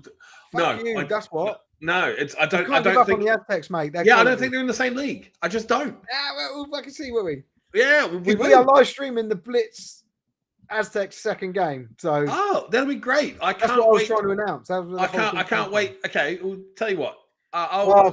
Connor could go and fuck off. Well, no, because Connor thinks it's interesting there as well. The bottom. I thought he was dissing my Bristol Aztecs, who I love. Well, he probably does. But I can see as someone. Okay. How you're about you normie, right? You're on the outside. The you don't know game? the club. No. You don't know the facilities. You don't know the people. The facilities. I have not been enamored by the big white lines. You can come down to one of these games, right? And I'll show you round. And you'll love it. Because you're like club president. Let me show. On the outside, things don't look good. But when you're inside, there's belief, and there's power, and these guys are going to do awesome things. They're a very good team. Look at it. Rumor has it the Exiles could sign Zach Wilson from the Jets, and that rumor was also followed up by one that he wouldn't even fucking start because he's terrible. No, okay. If you're that convinced by Bristol's prowess, they've got the Blitz game coming up in a couple of weeks. You say, yeah? I don't know when it is. I don't know, but we're going to live stream it. Okay. Take a shot every time the Blitz score a touchdown. I don't drink alcohol anymore. Exactly. So this will be even worse for you. Okay, I'll take a shot of water. Just I don't know. Take a bump of cocaine or something. Just buy an 8-ball and just. every Yeah. time. I don't drink, but I'm Yeah, well into my hard drugs. drugs, Yeah. hard drugs. Yeah, just inject some kit every Yeah. time. Every time Bristol's. Yeah, Bristol. we have a little Steve cam in the corner, and I could just be sat there like just getting. Well, you could go the other way. You could, if you don't drink, you could take a shot every time Bristol scores, and you'd be stone sober by the end of the game. All right, let's move on. Thrashers 0, London Warriors 48 again, and not much to garnish from that. You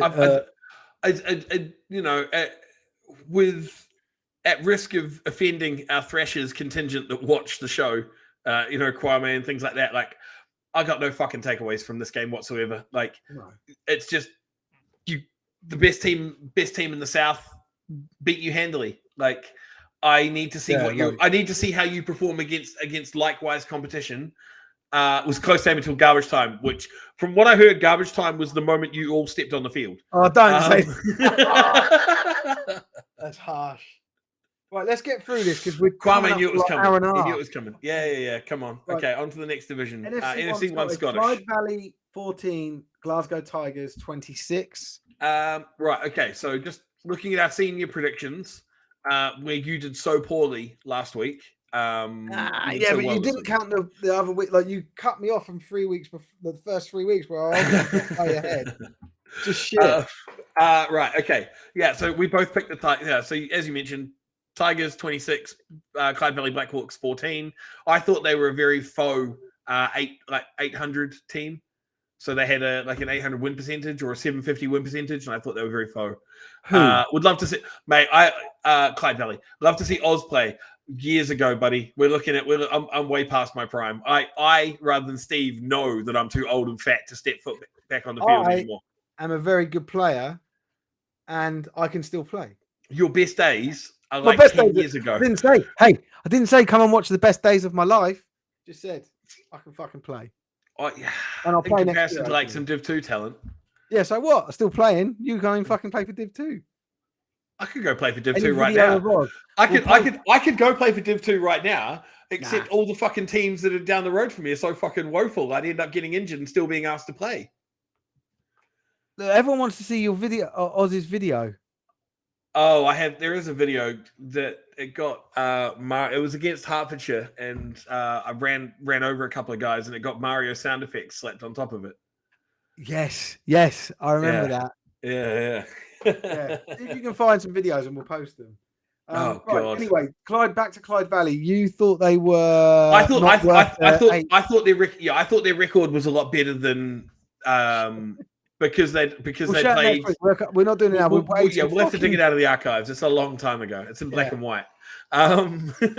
People fucking want to see it. People want to know if I'm all shit. People want to know if I'm all shit or not. That's the thing. They want to know if I'm all shit. Because they know, they're like, Steve's a fucking baller. Mate, I didn't have a real number, Russ. I don't know what number I was fucking wearing. 42 was my official number, but I didn't have it, I didn't have in my better season. I didn't have it. Yeah. I can't say that out loud. I think you might be right on 49. I think I wore 49 at one point. Eyebrows, Steve. What's that? Is it my eyebrows animated? No, so eyebrows is a challenge. So you've just said we'll show it next week. Ryan's called eyebrows, which means if you don't show it next week, he's going to fucking shave. You have to shave your eyebrows. Oh right, yeah, I don't mind showing it. We're not showing it today. We've already spent too much time on it. Yeah. No, moving on. Clyde Valley. I thought I didn't think they were going to stack up against Glasgow and Highland. Essentially, I thought that they'd had some easy wins against the team formerly known as the Dunfermline Kings.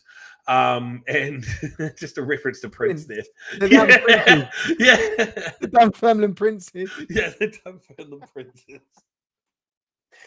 Don't fucking start me on those cunts, man. Jesus. Right.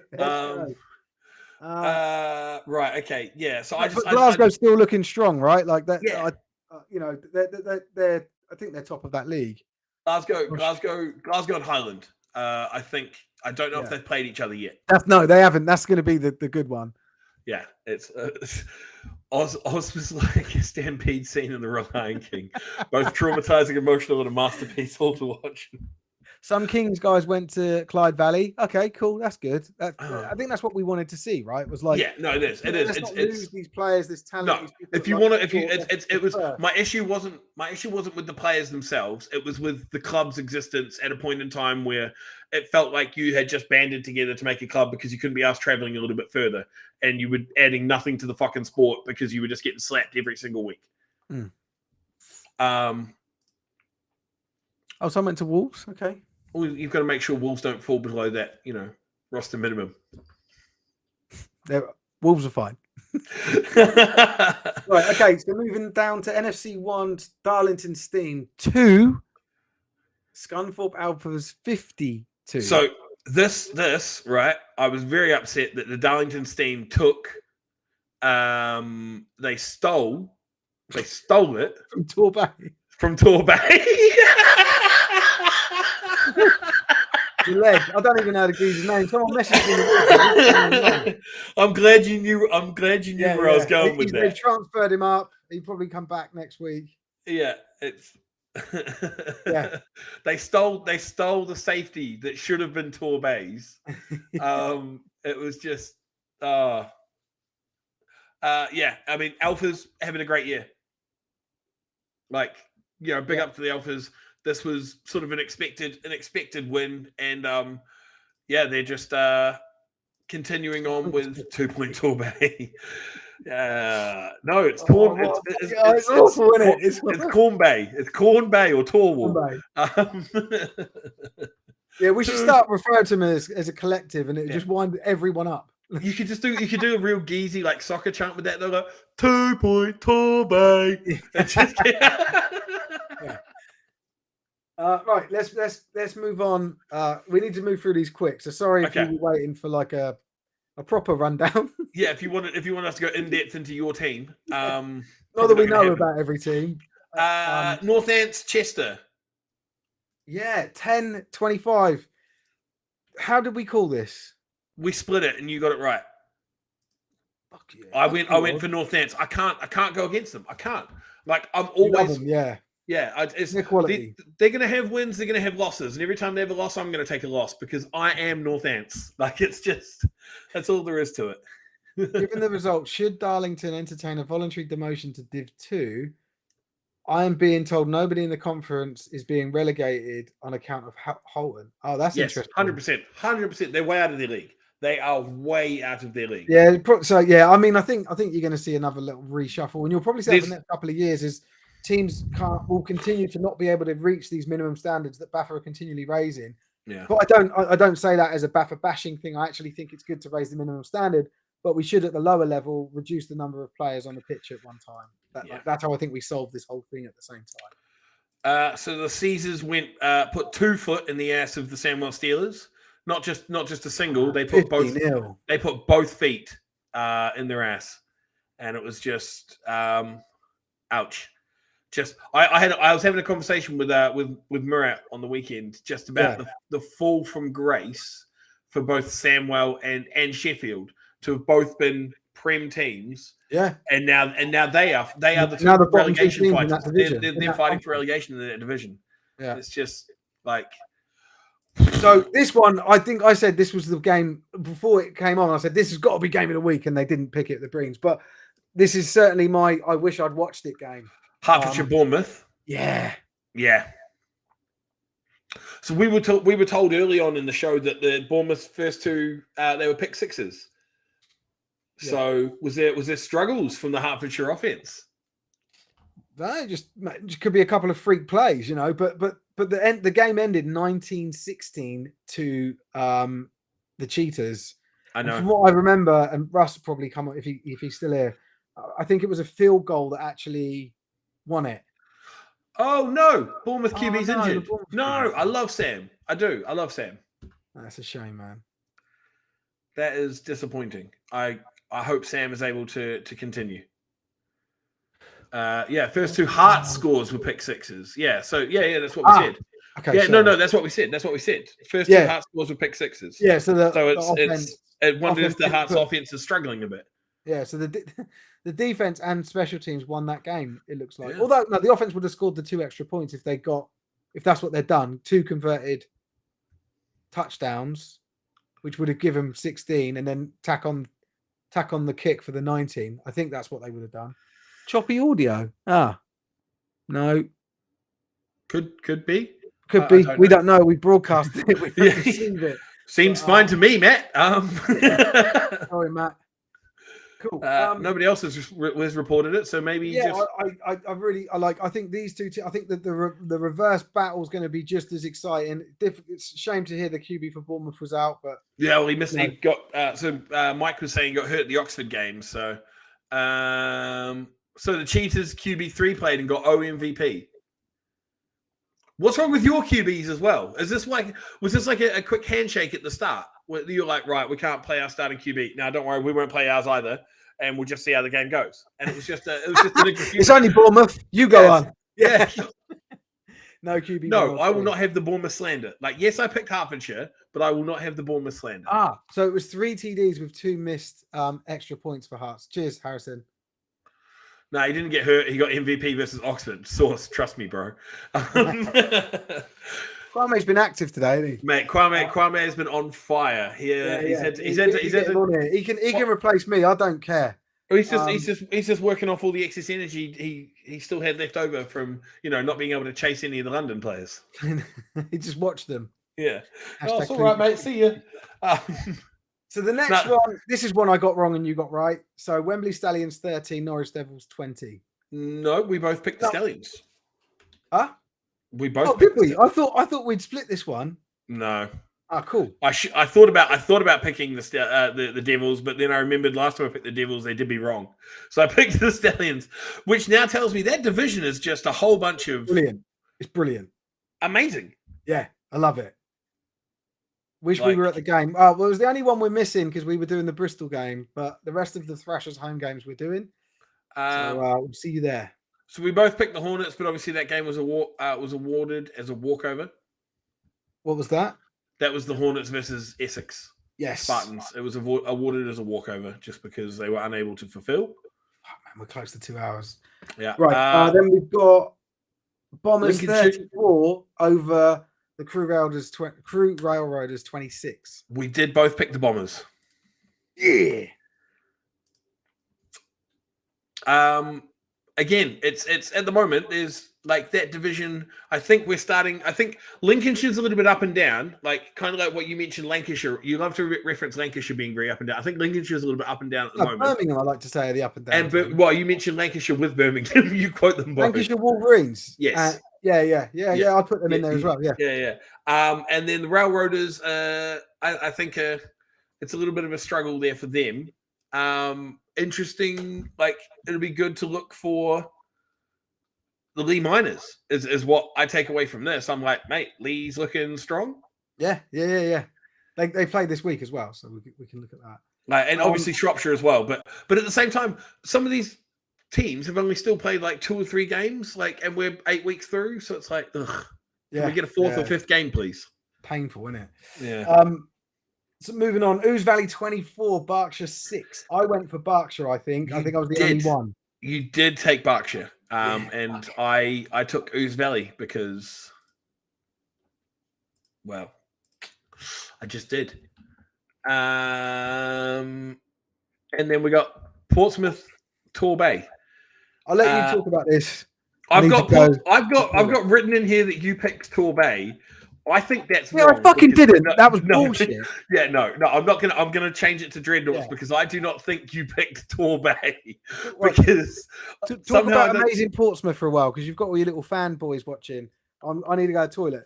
I'm gonna so I have to wax poetically about Portsmouth. Right. Okay. Yes. Yes. No, it's massive, huge victory for the Dreadnoughts there. 55-0 over Torbay. And again, it's all about Somerset. This division is all about the Portsmouth versus Somerset game because 2 Point Torbay is just 2 Point Torbay. Cornwall is Cornwall. Like both merge the fucking teams. Give me Corn, give me Corn Bay, give me Torwall. I don't care. Like move the team to somewhere on the border of Devon and Cornwall and join the fucking team together. Right? This is definitely this whole division runs through Portsmouth or Somerset. So whenever you guys face each other, it's going to be great. It's going to be electric because you're both blowing everybody else that you play out of the water. Like Cornwall, fuck him. Torbay, doesn't matter. Even I think Somerset's had a cross division game as well, if I remember rightly. I think they played like they played Berkshire, beat them 31-0. So there we go. So Night Raven said it truly is about Portsmouth versus Somerset. He's a Trojans player by fourth quarter. Didn't have any 100% healthy. They were trying to get a forfeit so they don't have to come down. Swindon should be in the division, not Portsmouth. Can't imagine that coach journey to Cornwall. I suppose Swindon should be in the division rather than Portsmouth, but like geographically, it kind of makes sense. But then Swindon in the division that they're in, doesn't it kind of make sense for them as well? I don't know. Swindon's a bit of a weird place in the country, isn't it? I don't know. It's fairly central in the south. Yeah, but it's like northern in the south, I suppose. I don't know. But I don't think it's badly located. Wait, where the fuck is Ouse Valley? I can't remember. I've played there. It's like north of London, I think. Mate, Ouse Valley should be in division with Portsmouth. Should they? It's like Sussex way. Is that like? I thought it was like Milton Keynes way. No, it's south of London. It's like Sussex. Oh, that's where the Ouse Valley Viaduct is. Ouse Valley is oh, right, okay. The valley. Ouse Valley is near Cambridge. Oh, I'm just looking at the Ouse Valley Viaduct. I just googled Ouse Valley and it came up with the Ouse Valley Viaduct. I'm a man. I know where everything is. I played there. Smashed them up. Yeah, get a stream of yes, all right, you can stop commenting. We know. Stop. So Jonathan's reckon we need to get the Dread Somerset game on stream. Mate, that would be a banger. That would be a banger. When is it? That would be a banger. Let's have a look at the schedule. I don't know. Is our website correct? Yeah, probably. Maybe. Just had issues this week with like everything updating, so it's not correct in terms of like 11th of June. So what's that? Fucking 3 weeks from now? 11th of June. Okay, let me just see what we've got. That's actually possible because so we've got the Aztecs playing Cambridge on week 9. That's week 10, and then the Aztecs playing Solent on week 11. So Tebs could do that potentially, or actually. So yeah, we've got a double header in Solent, Thrashers, Bristol. Mate. Where is this other game? Where is it? It's is it week 10. Portsmouth? Week 10 at Portsmouth. Can't I find it? Portsmouth Dreadnought, Somerset Wyvern. So yeah, let me speak to Ted. It's at Portsmouth, week 10, 11th of June, mate. I mean, we'll be in Portsmouth and Southampton at the same time live streaming, which is cool. It's a banger of a game. Yeah, I'll try and do that instead of Tebs. I know, because you love Pompey. You can go home, see your mum. Where I'm from, yeah. You can go see Sandy. Don't be a prick, but yeah. Sandy's my mum's name. I was just trying to impress you that I still remember your mum's name. Oh, yeah, it's brilliant. Anyway, yeah, okay, we will look at it. How blase. You're like, yeah, it's good. Yeah, don't be a prick.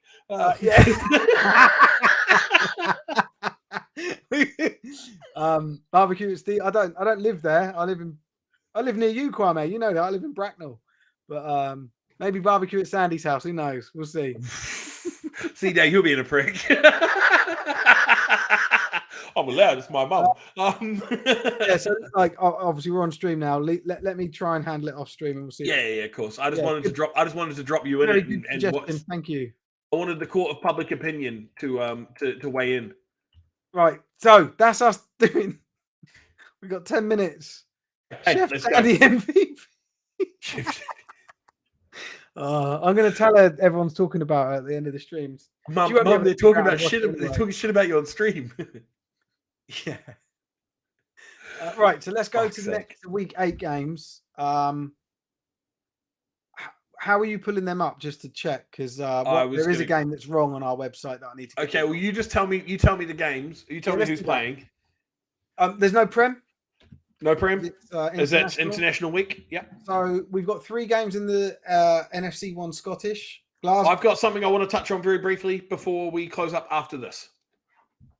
Okay. Glasgow Tigers. It's the game we're waiting for. The Tigers versus the Stags in Glasgow. I'm picking the Stags. Okay. I'll pick the. Do you know what? I think the Stags as well. I'm going to go Tigers. I'm going to go Tigers. So I wanted to get that in because I 18. didn't want to be left with. Well, you've the constantly underestimated the Tigers, and I've often said I'm always the one True. that's backing them. True. So I think Yeah, true. this is on brand for us. This is. It is. I do Although love the Stags. I don't mean that as an insult to the Stags. I think the Stags are awesome, but I'm going with the Tigers. And Tony's going to Tony's that going to game. be there. Cool. Yeah. Keep us updated as always, Tony. Yeah, we appreciate that, Tony.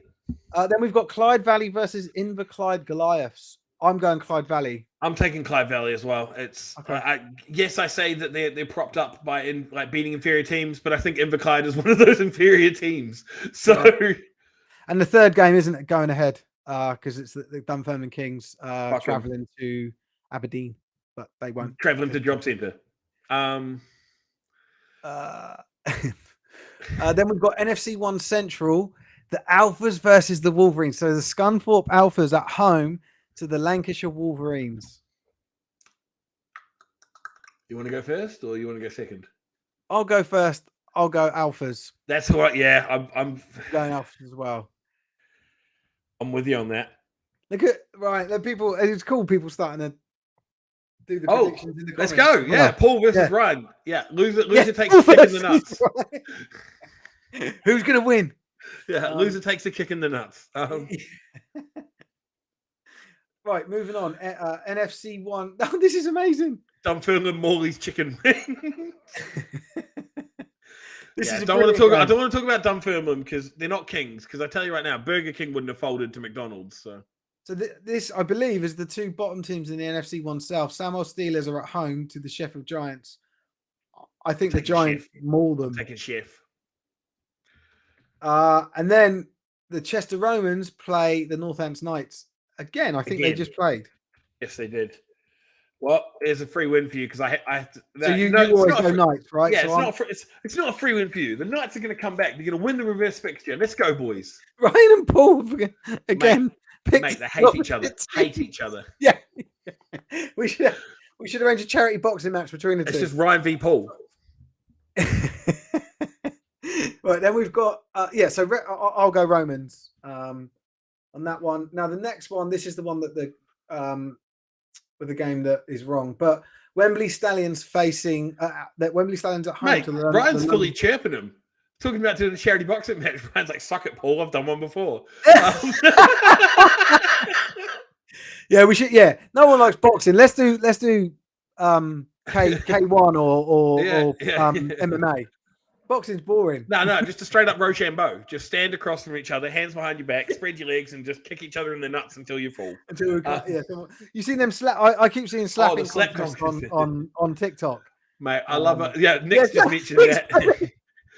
I love it when you see them clock out behind the eyes though. When they've the ones who keep standing there, but they are. Yeah, and then they get stood back up again, and you think that wouldn't in football. Yeah. You're out. Like you're that's out. it. You're done. That coach doesn't care about them. And then have you seen these other ones, which is like 5 guys on 5 guys for MMA by country? Oh yeah, like that's brutal, man. That's the Russian one. They're all Russians. Yeah. It's quality. No, there's another one. There's another one. It's like MMA football or something. There's a ball in the octagon. While they're fighting, and there's a ball. I can't remember what shape the ball is. So it could be a rugby ball, soccer ball, whatever. But they fight, but at the same time they're trying to what? Chess. What is that? Is that like you make your move instead of slapping the timer? You slap the person across from you. When you take a what are they called? But have you ever seen? When you take a pitch, you get the smack. No, but have you ever seen chess? Like how aggressive they like when they make their move, they smack that timer. I used to be I'm a champion chess player, so get fucked. Telephone box fighting, mate. Put Chad Johnson in there. Can't cover him in a phone box. Right, let's move on. What's after? Fucking What's after the Romans? What's after the Romans Knights? We did that. Yeah, what's after it? Oh, sorry. Wembley Stallions versus London Blitz B. I'm taking the Blitz B. Me too. London Olympians versus the Essex Spartans. I think, unfortunately, that one's fairly straightforward. London O's, or London Olympians, as I should call them. Hoping the Spartans have better luck and are able to fulfill this fixture. I know they've had massive roster issues. And then London Hornets versus the Norwich Devils. You're going to go Hornets, and I'll go Devils. I am going to take the Hornets. I'll go Devils. I like the Devils. And then this is the game we're live streaming this week, but I won't be there because I'm going on holiday. But Tebs and Willie are more than capable. Hornets, Devils. These guys couldn't fucking write it, mate. You couldn't write it. You couldn't write it. No, I hope this is like fabricated and that they're laughing at us, laughing at it. Oh yeah, you how funny would it be? What have you got to do on Monday night? Well, fuck it. Let's get on the stream and just say everything opposite. That'd be hilarious. Conkers is more traditional. If you're old enough to remember the goodies, I remember Conkers. There was no holds barred in the playground. Are they the things that used to that walnuts come out of? They still do. No, they're not. Yeah, not used to. Yeah. No, does walnuts evolve? Is it? Yeah. In the last 10 years, they've changed from walnuts to Conkers. Yeah, no, I thought the vegans would have had a go at them and done something to say that it's fucking depraved to pull the heart of a conker out. Yeah. They scream when you do it. Yeah. So I thought the vegans would have had a go about it. This is the game that we're live streaming: Oxford Saints versus South Wales Warriors. Please, I'll be in a way. I'll be gutted because I really want the Oxford Saints to win. I love them. Can I? And if they win, I'll be disappointed because I won't be there to. No, you know what? Watch it. I'm picking the Saints because the thing is, I don't dislike. All of us have picked the Saints. I don't dislike the Saints. I dislike the Warriors. I just don't think the Saints are very good. So I'm going to pick this. I'm going to pick the Saints. The Saints they're on a roll. They're on a roll. They've lost every game, but they're playing good football, man. It's a downhill roll. No, I don't. Yeah, but they're not on they're on the up. Do you know what I mean? The team's doing. So Can I just confirm, because we've done a lot of talking, I've done fuck all typing. Can I confirm the last 3 games we've talked about are the Olympians versus the Spartans, the Devils versus the Hornets, and the Saints versus the Warriors? Yeah. Okay, cool. Right, so moving on. Then we've got the Apache versus the Knights, the Rushmore Knights. So the Bristol Apache versus the Rushmore Knights playing in Bristol. This was a close one last time round. And the Knights won it, didn't they? What are you going to do? Because you, Oh yeah, I'm split. No, I'm split here. I think the Knights will win this. I'll take the Apache then. If you're taking the Knights, I'll take the Apache.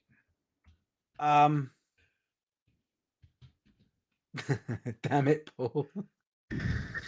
They keep picking the same team. Yeah, they're on sync now. Their cycles have now merged. Now that we've picked out that they've got the separate group chat, they're like, "Fuck, we've been sprung," and they just do a couple the same, and then we'll go back to it. Right. And then then we've got the Wakefield District Raiders against the Humber Warhawks. And as much as I love what the Raiders are doing, I think they're going to come unstuck against the Humber. Yeah, I think they're going to get fucking slapped. Let's go. No, see, that's it. I don't think they're going to get slapped. Nah. Okay, so I'm going to do to you what you normally do to me. Okay, yeah, plus 14. Okay. Yeah. Okay, cool. I was going to say, you want to see the line? Yeah. All right. Humber. The Presidents versus Donny.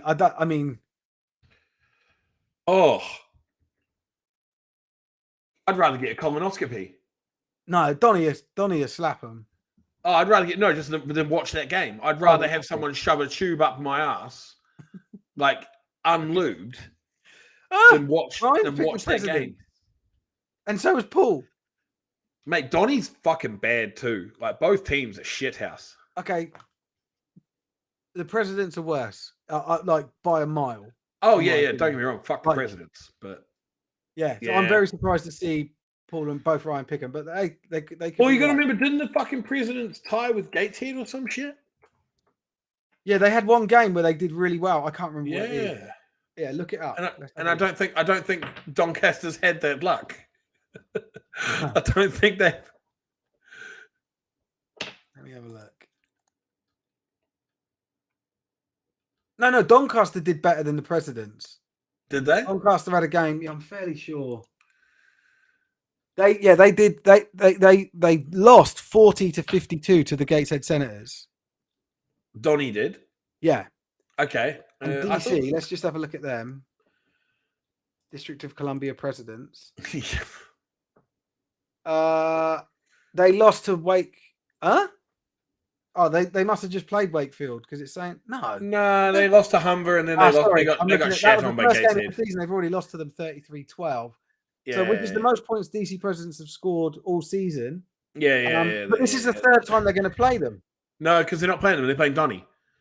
Fuck. What am I? Sorry. Yeah. I don't know. Yeah. So Donny. Anyway, Donny to win. Yeah, Donny to win.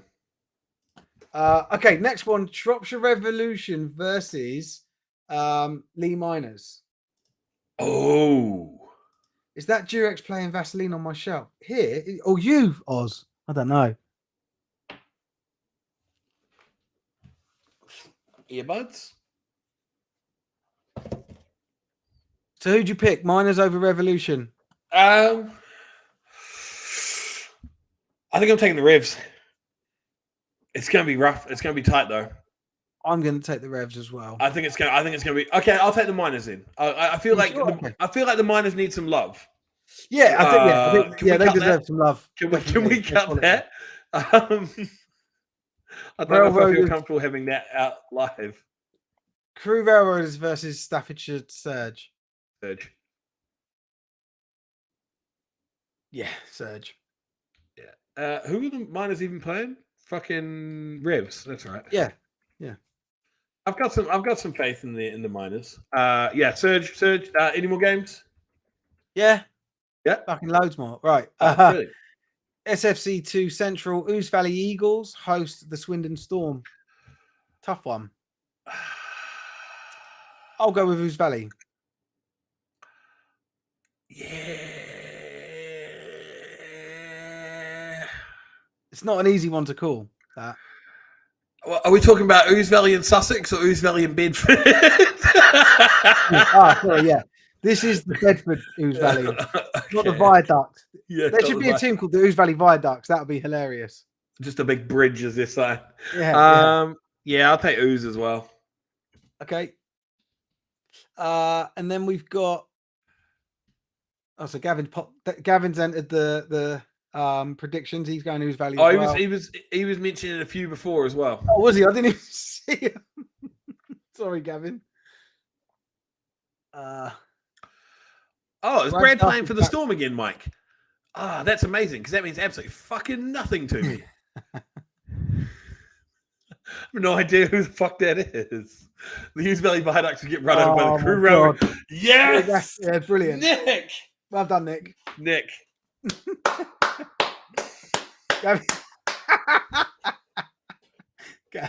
Gavin's gone Eagles twice. Yeah. It's just always. Oh, look, Kwame's trying to go for his EFL stuff. What? Kwame can fuck That's off. That's your own show, mate. You do that. Mate, we've got 10 minutes until garbage time. Just shut up for a second. We're gone 2 hours again. Yeah, I know. So hurry up. Give me the next game. Right. Next game: Sussex Thunder versus East Kent Mavericks. We're both going East Kent Mavericks. Yeah, Colchester Gladiators versus East Essex Sabres. I'm going Gladiators. I'm playing the Gladiators. I think the wheels will come off the Sabres. Yeah, it's really disappointing, but I think you're right. Torbay Trojans versus the Portsmouth Dreadnoughts. Oh, it's a reverse fixture. Do 2-point Torbay get back to their winning ways of 2 points? Probably not. But Dreadnought slap them. Probably another 50 burger. Yeah. Brad Duff, unnecessary shot. Oh my god.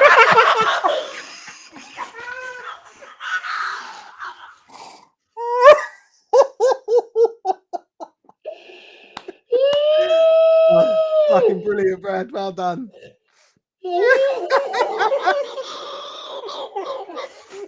Just to be clear, Oz said he didn't give a fuck who you were, Brad. It looks like you are a QB for the Swindon Storm. Brad, I'm really sorry. Just catching strays. No reason.